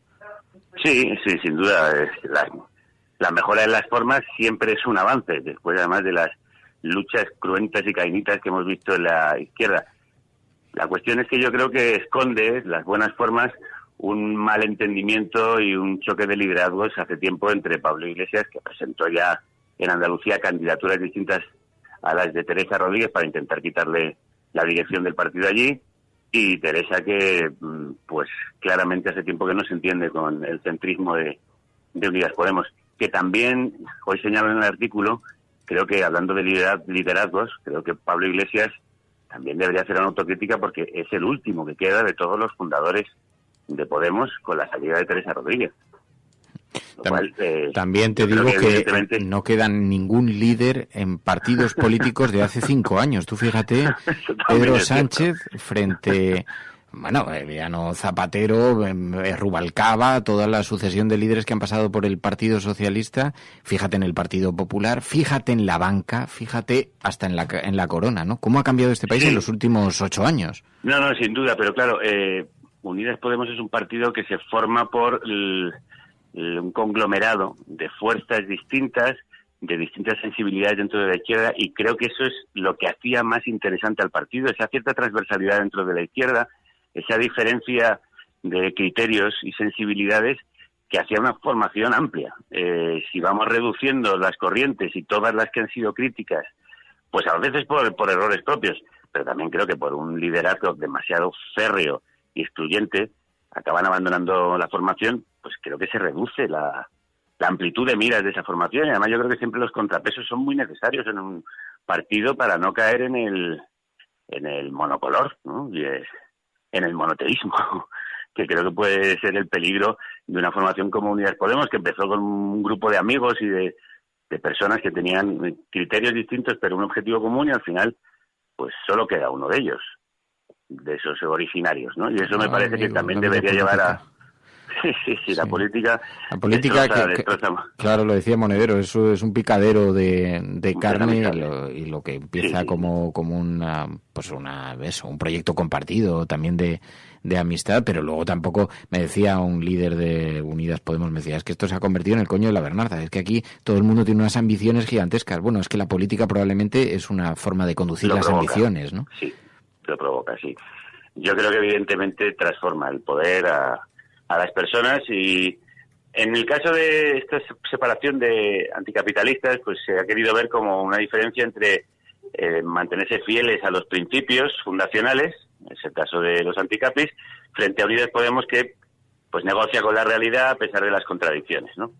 Yo personalmente pienso que es una pena que estas dos visiones, que creo que en realidad son complementarias y no excluyentes, no consigan encontrar una manera de seguir juntas, porque creo que es donde se consigue el equilibrio y donde realmente la política se hace más rica.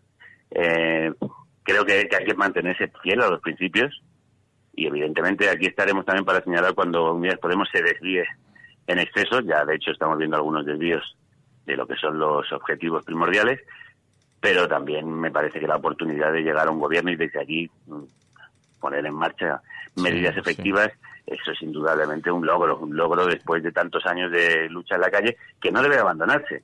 Es que además es muy interesante que estos días está anticapitalista llamando a la movilización en la calle. Pues es que una cosa creo que no es incompatible con la otra. O sea, la calle tiene que hacer su función, y la política institucional, cuando consigue tocar pelo, pues intentar agarrarse ese pelo no para mantener el puesto, sino para hacer mejoras sociales. Y algunas por lo menos están consiguiendo, no digo que sea para tirar cohetes, pero bueno, en el poco tiempo que llevamos de legislatura, subida el SMI, de las pensiones, una regulación para el juego, la ley de eutanasia, la posible derogación, la anunciada derogación de las leyes Mordaza, por supuesto también no pocas contradicciones, es decir, no se está pidiendo la devolución del dinero a la banca, no parece que vaya ninguna banca pública, se va a mantener prácticamente toda la reforma laboral, etcétera, etcétera, y otros sapos que estaba teniendo que tragar Podemos, como por ejemplo el nombramiento de la fiscal general del PSOE y otras muchas cosas que vamos a ver. Y es verdad que eso hay que señalarlo, pero a veces yo creo que es necesario vivir con esas contradicciones para conseguir algunos de los logros. Javier Gallego, ¿con qué vais hoy? ¿Qué vais a hacer hoy? Bueno, tenemos a Teresa Rodríguez. Muy bien, pues lo vamos a escuchar pues de hecho, con mucha además atención. tengo que anunciar que no empezamos a las 10. No empezamos a las 10 porque no podía atendernos hasta las 11, y con la libertad que nos da el podcast, empezáis un poquito más tarde. A las 11 nos ha dicho que nos podía atender seguro, y hemos decidido ahí pues a rezar un poco el programa. Joder, yo voy a hacer eso, pero ¿de qué estás hablando? pues ahora no me sale nada, ahora no me viene nada. Lo típico.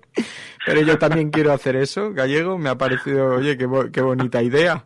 Sí, se acabaron los madrugones. Javier Gallego, pues os vamos a escuchar con mucha atención, porque en efecto hay mucha curiosidad, mucho interés por saber cómo perciben. Es verdad que el desencuentro no es nuevo, el desencuentro viene ya desde hace mucho tiempo entre Podemos y los anticapitalistas, y que los anticapitalistas ayudaron, bueno, a tener la implantación que tuvo Podemos, porque pusieron los recursos cuando en efecto un grupo de personas decidieron lanzar la plataforma política de Unidas Podemos y contaron con los recursos de anticapitalistas, pero es verdad que no es un desencuentro nuevo, y que lo que sí nos augura este divorcio feliz es que probablemente tienen muchas posibilidades de hacer cosas en el futuro. No sabemos si ir a recoger a los niños o qué. Esperemos. Pero algo tendrán que hacer.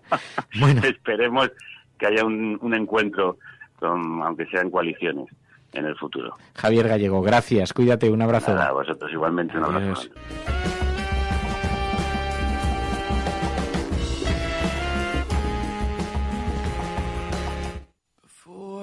Drift away, speak to my heart, reminding me.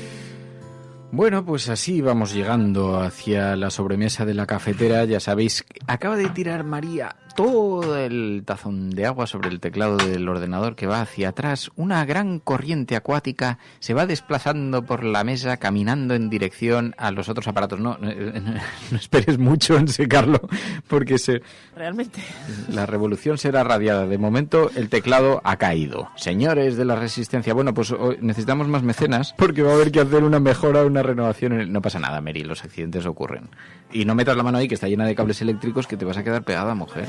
Vamos a resolver esta pequeña crisis en el espacio temporal tecnológico y seguimos. Y estaba María Galería escuchando y entonces ha aparecido con un rollo de papel de cocina gigante para poder pararte. Cuida que eso está lleno de cables eléctricos, Mary, no metas ahí mucho la mano. Ya, había mucha agua en la taza. En los estudios está prohibido meter tazas de agua. Yo no digo nada, pero bueno. Un ordenador que ha caído. Viva la Pepa. Sí, bueno, las cosas que suceden en directo son las cosas que ocurren, pero esto es la sobremesa de la cafetera. Ya sabéis que es el ratito que aprovechamos para servir un poquito más de café, apartar las portadas de los periódicos y quedarnos aquí comentando en el programa pues cosas relacionadas con la vida y cosas cotidianas y las cosas que nos... Cuidado que has mojado la pantalla, Mary. Déjalo, yo lo hago yo. Por favor. Es que la está extendiendo, Mary, déjalo así, déjalo morir, es mejor que solo muera eso, que caiga, Dios. Bueno, pues en la sobremesa de la cafetera, sabéis que siempre intentamos abarcar, es que había un tema que hoy quería que comentásemos, que había enviado, pero no me acuerdo si lo... ¿El de la escalera? Ah, el de la escalera. Es que me ha parecido muy divertido. Mientras resolvemos esta pequeña crisis tecnológica, me ha parecido muy divertido porque, bueno, son unos youtubers, no sé si son norteamericanos, me parece, o británicos, que han leído la teoría de un psicólogo que dice que con una escalera bajo el brazo puedes pasar cualquier control de seguridad. Cualquier control de seguridad. Y entonces deciden hacer la prueba y entonces pasan, pues no sé si es un estreno de gratis, cine. ¿no? O sea, y sobre todo se refiere Sí. a que puedes entrar en cualquier sitio gratis. En cualquier sitio gratis. Y entonces deciden probarlo. Y se ponen dentro con unas cámaras y entonces dos amigos vestidos de negro, con unas camisetas negras y con una gran escalera bajo el brazo, pues franquean todos los controles. Y pensaba, qué predecibles somos. Me parece muy llamativo, porque en efecto todo el mundo les va dejando pasar así por los controles y me ha hecho mucha gracia. Y luego eso me dio que pensar sobre coladas importantes. ¿Os habéis colado alguna vez en algún sitio? De forma flagrante. Igual en una piscina, puede ser. Ha sido todo muy inocente.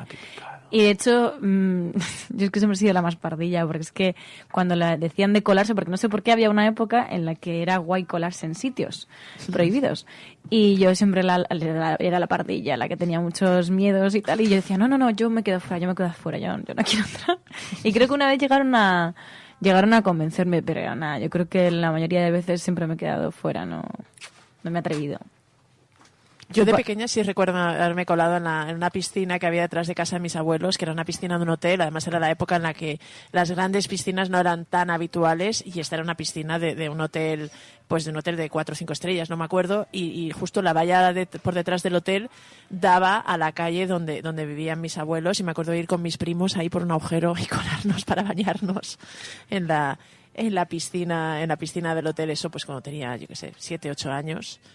Y la verdad es que sí que es un recuerdo que tengo ahí grabado. ¿Sabéis dónde me colé?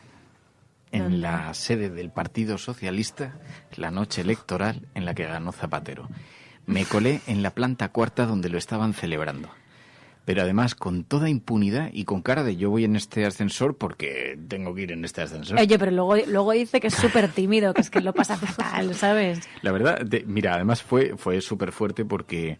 Y de ahí conseguiste la entrevista de Zapatero. Y de ahí conseguí la entrevista con Zapatero. Sí, sí. Estaba en la SER y entonces estaba haciendo el seguimiento de las elecciones Iñaki Gabilondo en el programa. Era por la noche, pero era muy prontito todavía. Acababan de cerrar los colegios electorales. Entonces hay unas encuestas que se hacen y había un tipo en el Partido Socialista al que todos conocían como Colmillo Blanco. Y entonces Colmillo Blanco es el mejor de los analistas que tienen en el partido, muy experto en análisis de encuestas, y entonces coge una serie de pueblos muy concretos, una serie de urnas, hace un cálculo matemático y entonces afina bastante bien los resultados. Y entonces a las pues no sé, serían las 8:30 de la noche o 9, todavía no estaban saliendo los primeros resultados. Yo llamo a una persona que me dice, colmillo blanco, dice que hemos ganado y por bastante diferencia. Y entonces llamé a mi amigo Nico y le dije, oye, me dicen que ha ganado el Partido Socialista, cosa que en ese momento, porque acordaros, era después del 11M, después del 11M, después de los atentados, había muchas dudas, porque las encuestas los días previos no lo daban como ganador, entonces, bueno, no acudían a unas elecciones, aunque Zapatero, y esto me lo dijo a mí unos días antes, me dijo, vamos a ganar y además por cierta diferencia. Bueno, total. Pero eso lo dicen siempre. No, pero luego me lo explicó y tenía razones bastante sólidas, porque el deterioro del Partido Popular se observaba en una secuencia de encuestas. O sea, ellos creían que más allá... Lo que pasa es que creen que todo lo que ocurrió con la gestión tan nefasta del Partido Popular, mintiendo sobre la naturaleza de los atentados, hizo que el resultado fuera mejor, pero ellos ya pensaban que habrían ganado igualmente. Pero bueno, independientemente de eso, que siempre ha existido mucho debate y tampoco tiene mucho... Bueno, llamé a mi amigo Nico y le dije, oye, Nico, me dicen una buena fuente que ganan las elecciones, macho, vámonos para allá. Y entonces nos cogimos, me llevé una camarita pequeña en la mano. Divertido. Nos plantamos y claro, no había nadie en la sede del PSOE todavía. Estaba vacía y entonces entré, saludé así al de la puerta, buenos días, y hice como el que pasa con una escalera debajo de la mano. Y entonces por el pasillo me encontré a dos personas que subían a la planta cuarta y entonces dije, ¿vais para arriba? Sí, porque yo sabía que era donde se celebraban, donde estaba el equipo de Zapatero reunido. Por supuesto, nadie me había invitado, yo no tenía ninguna razón para estar ahí, no tenía ningún derecho para estar ahí, no tenía ninguna relación para estar ahí, o sea... Van a un poco de vista, pero porque vas a las ruedas de prensa y eso, pero nadie como para colarte hasta las entrañas de la sede del Partido Socialista. Y entonces, buenos días, nada, buenas noches, que vaya bien, sí, y entonces ahí que subí el ascensor, llegamos, el catering colocado, preparado para ser tomado, y de pronto cierran las puertas y empiezan a salir los resultados, y entonces toda la gente empieza a llegar a la calle y nosotros desde las ventanas, y yo chocándole así a Nico diciendo, tronco, tú coge una copa y disimula, porque nos van a calzar. En cualquier momento nos largan de aquí. Y entonces empezaron a llegar, claro, lo que yo vi allí, eso no tiene nombre. Porque, claro, las camisas empezaron a aflojarse, los cuellos de las camisas, las corbatas a desatarse. Estuvimos, 4 o 5 horas allí, o sea, estuvimos bastante tiempo. Y entonces me encontré con Zapatero. Y entonces me miró con cara de sorpresa y yo, hombre, enhorabuena, felicidades y tal. Digo, ya sabes que nos prometiste la primera entrevista. Y todo esto grabándole con una cámara en la mano, porque es verdad que le habíamos entrevistado unos meses antes aquí en Radio Cable, que de hecho vino aquí al estudio, lo hemos contado ya varias veces, y entonces allí nos dijo, bueno, si gano las elecciones, la primera entrevista os lo doy. Pues claro, cosas de esas que se pierden en el viento, y entonces le dije en plena noche electoral y con una cámara en la mano, le dije, ahora eres presidente, ahora tienes que cumplir tu promesa.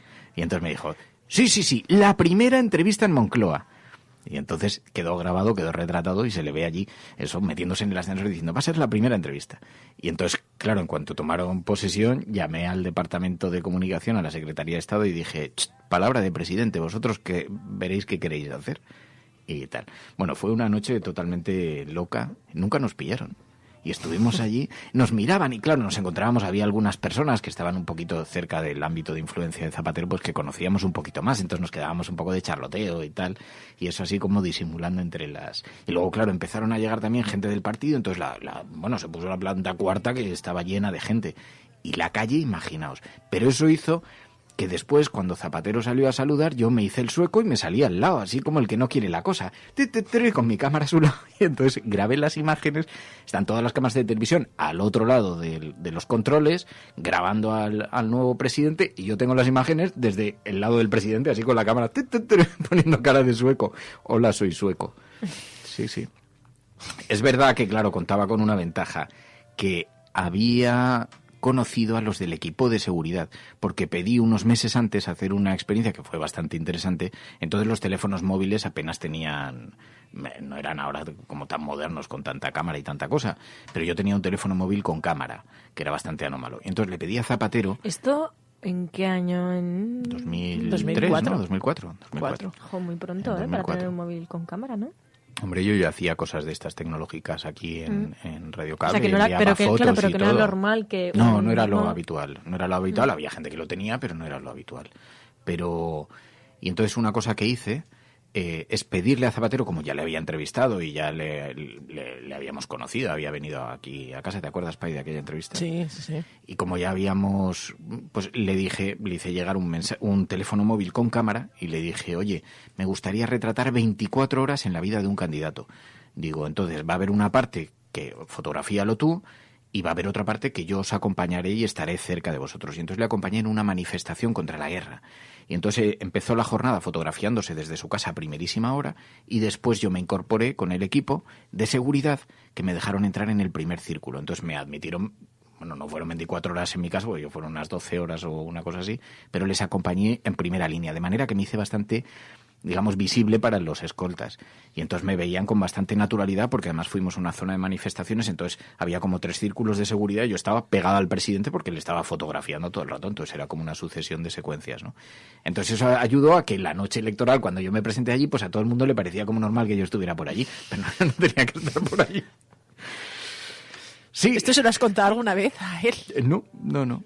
Lo que sí le conté después, porque además tuve la oportunidad de comer un día con él, y estuvo aquí, le entrevistamos Pilar, Carlos Giralda también, y yo, y vino Nico también cuando estuvo aquí en Radio Cable, en casa.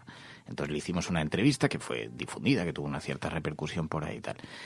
Y después, cuando nos prometió la primera entrevista, resulta que ocurrió algo. Gana las elecciones, toma posesión, abro el periódico y le había concedido una entrevista a Pedro J. Ramírez. Entonces yo estallé en cólera, o sea, dije, me habéis engañado, la voy a montar la de Dios. Y entonces hablé con el equipo de la Secretaría de Estado, dije, esto es un engaño, me había dicho la primera y ahora ya no va a ser la primera. No, pero es la primera radio, tal, y se montó ahí un cierto lío. Bueno, yo me cogí un cabreo que te cagas. Y entonces, aún así nos citaron para la entrevista en el estudio de radio que tiene Moncloa, que tiene un estudio de radio en su interior. Y entonces, bueno, además con una burocracia para prepararlo que te cagas. Nos llamaban, oye, ¿qué elementos técnicos necesitas? Pues no sé, un cable y un portátil, yo qué sé. Es que esos equipos no entiendo, yo qué sé, un estudio de radio. Sí, porque no fue en directo entonces la entrevista. No, ¿te acuerdas? Que la grabamos y la emitimos al día siguiente. Fue una entrevista grabada. Y, bueno, total, que llegamos ahí y yo tenía 2 planes. Dije, o hacemos bien la entrevista, o como llegue en tono, en actitud negativa, le siento, le saludo y le digo, usted prometió que nos daría la primera, me levanto y me voy. O sea, que ya estabas a la defensiva. ¿Cómo a la defensiva? O sea, tenía un globo que te cagas. Porque además, con el equipo de comunicación, con Angélica Rubio, concretamente, ahora ya lo puedo contar, ya han pasado muchos años y además me da igual lo que pase. Pero con Angélica Rubio tuve una bronca que te cagas. O sea, que te cagas por teléfono. Y entonces, bueno, yo iba bastante con la intención de decir esto es una vergüenza, o sea, ha dicho el primero. Pasa es que mientras estábamos esperando al presidente, hablando con Angélica y hablando con el secretario de Estado y con una serie de personas que pasaban por allí, claro, deduje que no era una decisión personal del propio Zapatero, sino una decisión estratégica y que yo tampoco podía ponerme como, oye, ahora voy a estar exigiéndole yo al presidente de un país cuál es la comunicación oficial que deben tener, ¿no? Entonces me parecía, bueno, como que me fui moderando.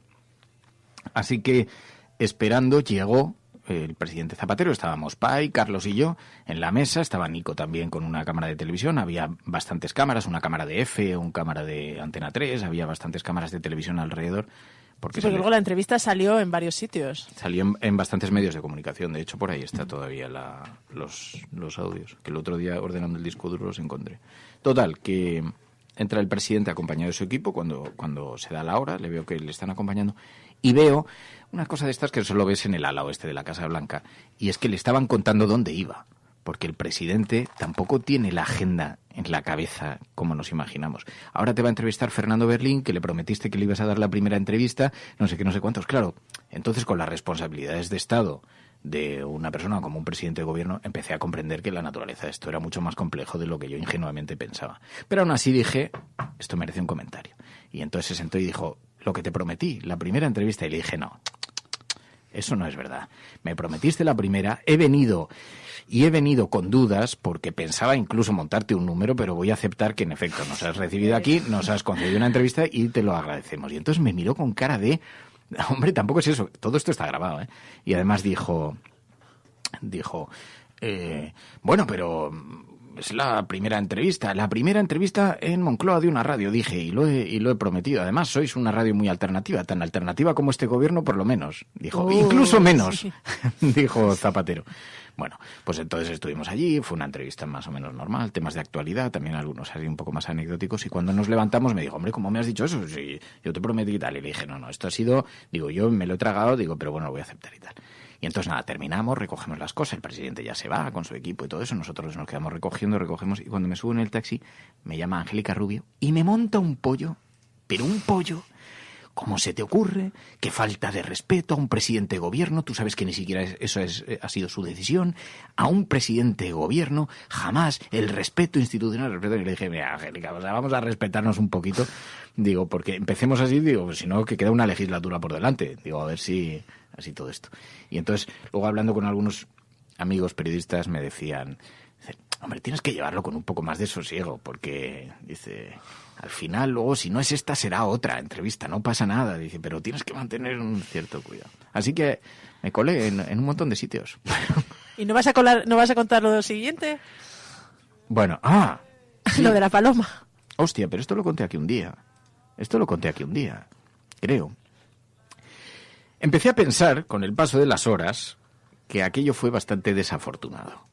Que en exagerado, efecto, quizá. Un poco exagerado, o sea que quizá, bueno, tampoco tenía por qué dar respuesta a un chaval que llegaba con una cámara y le decía que tenía que dejarse entrevistar, y que había sido bastante generoso el hecho de hacerlo, y el hecho de hacerlo en Moncloa, y el hecho de hacerlo en esas circunstancias, y que daba una imagen bastante alternativa. Entonces pensé, bueno, una cosa es lo que le dije a su equipo, que lo mantengo y les pincharé todo lo que pueda con eso, muy mal lo que han hecho, y otra el propio presidente. Y entonces dije, bueno, esto hay que arreglarlo. Y errores cometemos todos. Lo que no hacemos es arreglarlo bien. Entonces yo eso siempre lo he tenido muy presente en la vida. Así que decidimos enviarle una paloma mensajera al expresidente. Una tormenta de ideas. Después de una tormenta de ideas. Estuvimos pensando, ¿qué le podemos enviar? No le vamos a enviar unas flores, no le vamos a enviar... Esto puede dar lugar a malos entendidos, tontorrón. Y entonces, bandido. Una paloma de la paz. Y entonces dijimos, bueno, pues una paloma de la paz. Entonces, Pai y yo, en un reportaje que habíamos hecho hacía muchos años, habíamos conocido una asociación de colombulistas españoles. Es colombulistas, ¿no? Creo que sí.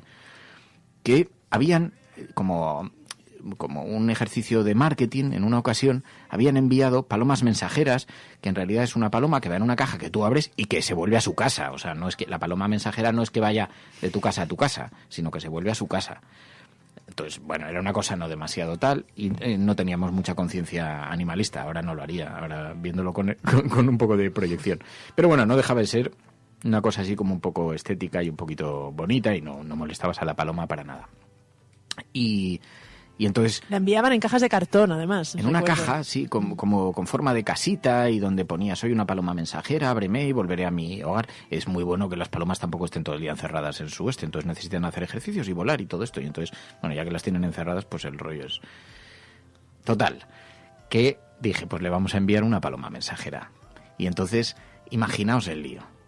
Metimos en el control de seguridad una caja con un ser vivo dentro, dirigida al presidente del gobierno, con una nota que pedía disculpas por el tal, y que agradecía y que como gesto simbólico pues le ofrecía una paloma mensajera colombicultura. Bueno, no sé cómo se llama. Total, que le ofrecía como gesto así de solidaridad esta paloma mensajera, tal, no sé qué, si aceptaba nuestras disculpas. Y entonces, nada, llegamos... Pasan los controles de seguridad, se la entregan al presidente del gobierno, que a su vez se la entrega a sus hijas, y entonces al cabo de una semana pregunto, digo, oye, ¿llegó la paloma mensajera? Porque nadie me decía nada. Y entonces me dicen, pues fíjate qué lío. Es que un drama, porque nada, Zapatero recibe la paloma, le encantó, llama a sus dos hijas, que entonces eran muy chiquitinas, llama a sus dos hijas, encantadas con la paloma mensajera, le construyen un palomar. Viene el veterinario de la Moncloa, bueno, pues mira el animalito, todo fantástico, pero es que han abierto y no ha vuelto. Y encima ha salido volando, se ha ido, y encima, claro, un desastre, porque parece ser que los vigilantes del perímetro han encontrado una paloma muerta, con lo cual el drama, pues... Y digo, ostras. Y entonces llamo al de la paloma, al de la asociación. Pasó lo peor que podía pasar. No, tampoco. Y entonces llamo al de la asociación y me dice, no, la paloma ha vuelto perfectamente a su casita. Sí. Entonces les llamo y digo, no, oye, que la paloma está perfectamente... pero no tenía que volver a su Palomar. Digo, sí, pero al suyo, a su casa. Ay, pues las niñas tienen un disgusto. Digo, claro, con razón se han hecho góticas. Pensé yo, cuando pasaron los años. Digo, claro, el culto a la muerte.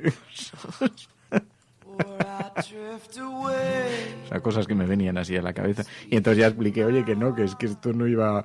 Que la paloma volvía y simplemente era un gesto de simbolismo de la paloma de la paz, que entonces parecía muy bonito, parecía una buena idea. Parecía una buena idea, ¿verdad? Así que, entonces, queridas amigas, si os cree algún trauma en aquella si estás escuchando esto y eres la hija de Zapatero, pues te pido disculpas por aquella... Eres la resistencia y no estás sola. Estás sola. Pero bueno, es la cosa. Y otras grandes coladas, a ver, más cosas que hayáis hecho. Yo me colé una vez en Austria, que estuvimos viendo a unos amigos, además con el padre de... O sea, no recuerdo la edad que tenía, pero igual tenía 18 o 20 años, pero fuimos ahí a ver a unos amigos de mis padres, y con él nos colamos a ver el trampolín de saltos de esquí. Era cerca de Innsbruck, me parece, y Innsbruck hace mucho tiempo tuvo unos Juegos Olímpicos y tenía uno de estos trampolines de saltos de esquí que nunca llegas a ver, porque realmente nunca te acercas, y nos colamos. Yo creo que ya estaba medio clausurado o algo así, porque era hace mucho tiempo, pero recuerdo habernos colado, y la experiencia de subir hasta arriba y verlo desde arriba, recuerdo que me impresionó bastante, además de noche ahí un poco así de Strangis, y la verdad es que fue bastante curioso. Yo me acabo de acordar, que esto creo que no lo he contado nunca, en mi época de universitaria, fuimos a ver a unos amigos a Italia que estaban allí de Erasmus, y acabamos colándonos en Pompeya. Porque qué vergüenza, sí, qué vergüenza. Una vergüenza. Pero además fue de una manera muy inocente, es decir, porque bueno, no nos planificamos muy bien en ese viaje, porque como os podéis imaginar, pues la vida de Erasmus es un poco incompatible con este tipo de actividades.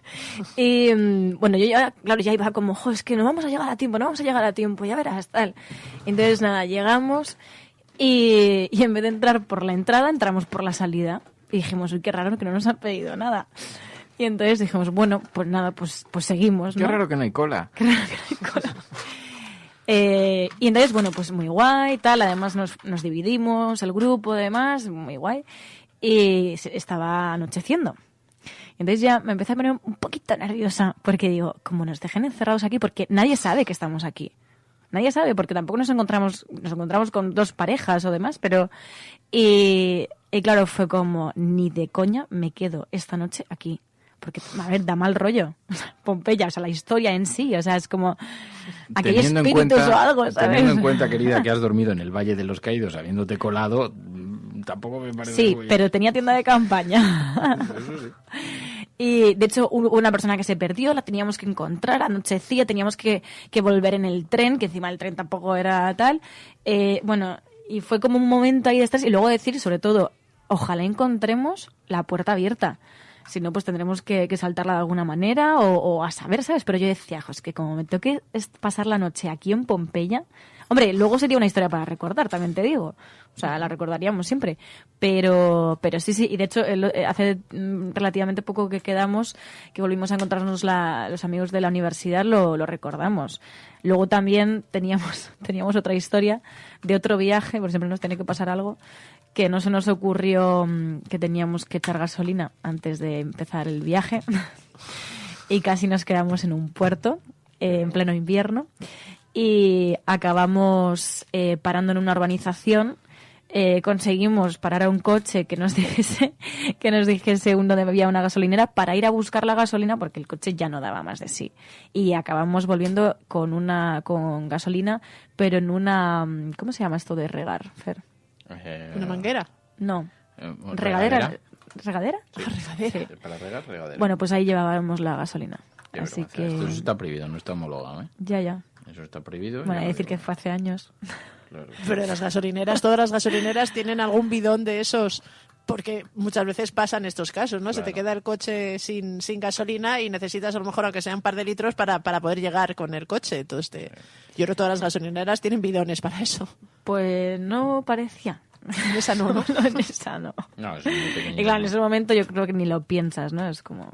El teclado está bien, ya No, verás. no está bien, Sí. María. Está lleno de agua que lo acabo de poner boca abajo. No pasa nada. Además, yo estoy aquí a mis cosas. Tú tranquila, tú ves contando que yo estoy aquí desmontando A para... ver. No lo toques. Es que lo no toques, pensaba ya que lo tuviese arreglo tanta agua. ya. Claro, pero porque La- ha caído una taza la entera taza. encima. No pasa nada. Pero yo ahora lo desmonto, lo limpio, lo seco por dentro y vemos a ver si le podemos dar un doble uso. Por lo menos era agua. Peor hubiera sido comprar café. O Coca-Cola, la Coca-Cola es O súper Coca- destructiva. Por Sí, cierto, es me he leído qué maravilloso libro. Digo, bueno, es que no puede ser. Bueno, espera, los estúpidos. Si es que ayer lo dije otra vez el título, los absurdos. Quedaros contando algo que ahora vengo. Creo que lo dijeron ayer en el chat. Los absurdos, los estúpidos... A ver... No sé. No, yo tampoco me quedé, ¿ves? Ahí ya estoy perdiendo facultades. Ah, mira, dice el conde de Montecristo, dice, yo también me he quedado alguna vez encerrado en el metro. ¿Pero dentro del vagón o...? Los asquerosos. Los asquerosos se llama el libro.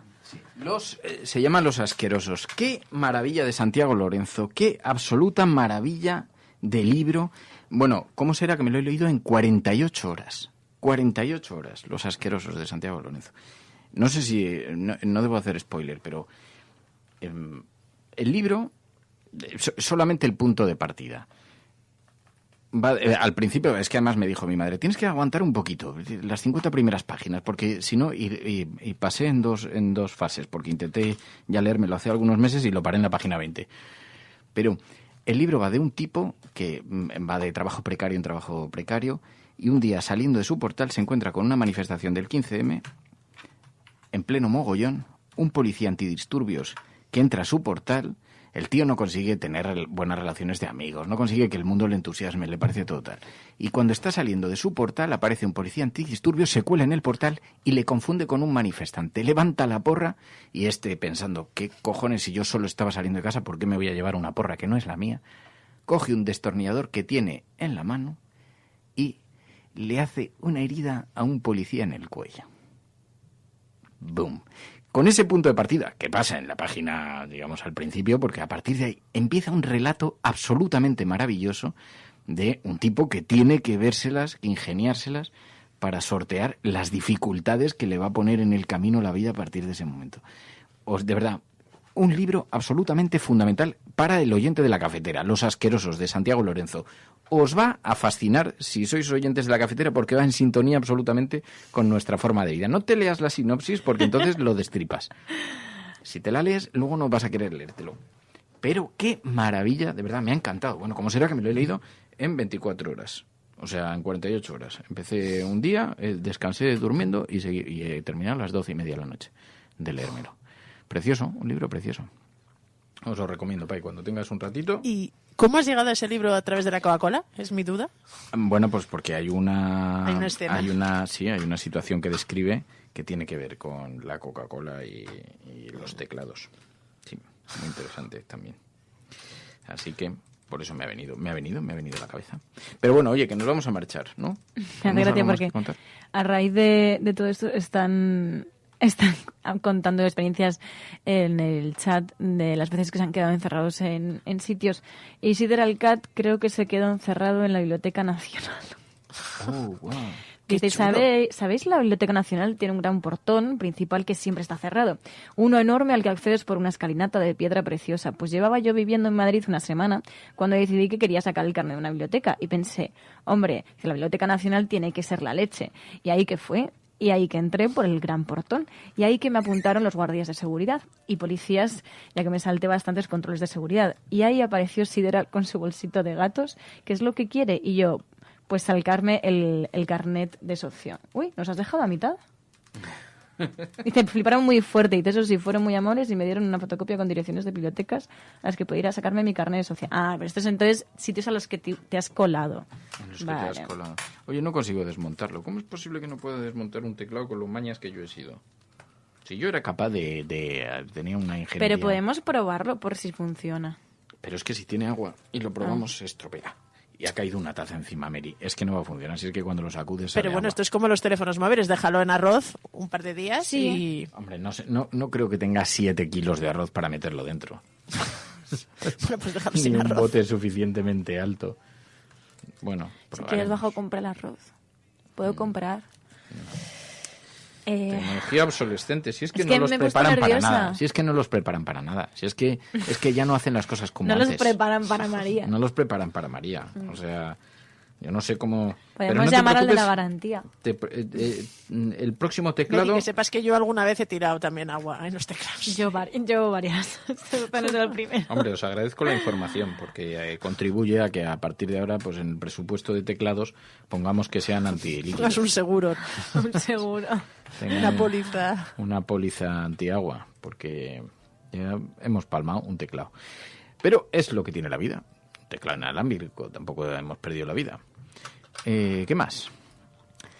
Pues nada más. ¿Había otra cosa o no? ¿Qué querías no sé, pero lo podemos reservar para mañana. ¿De sobremesa? Sí, ¿el teclado está integrado en el portátil? No, porque no es de un ordenador portátil. Es un ordenador de estos que tiene... ¿Cómo se llaman estos que tiene todo en el monitor? Tiene un nombre este tipo de ordenador. ¿Cómo que tienen todo? Que tienen el disco duro, la CPU y todo en el mismísimo monitor. No sé. Bueno, pues tiene un nombre. Bueno, es igual, no tiene importancia. Que os queremos mucho, que mañana volvemos y con más cositas. Gracias, Pai. Gracias a vosotras. Gracias, Mary. Gracias. Mañana más. Esto es La Cafetera, si lo estás escuchando. No estás sola. Sí, se llama All in One.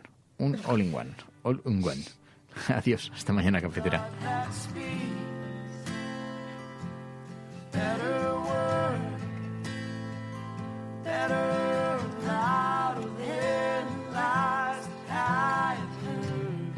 La Cafetera es un programa de radio que se financia gracias a las aportaciones de los oyentes. Si te gusta el periodismo que defiende y sientes que te acompaña, hazte mecenas y ayúdanos.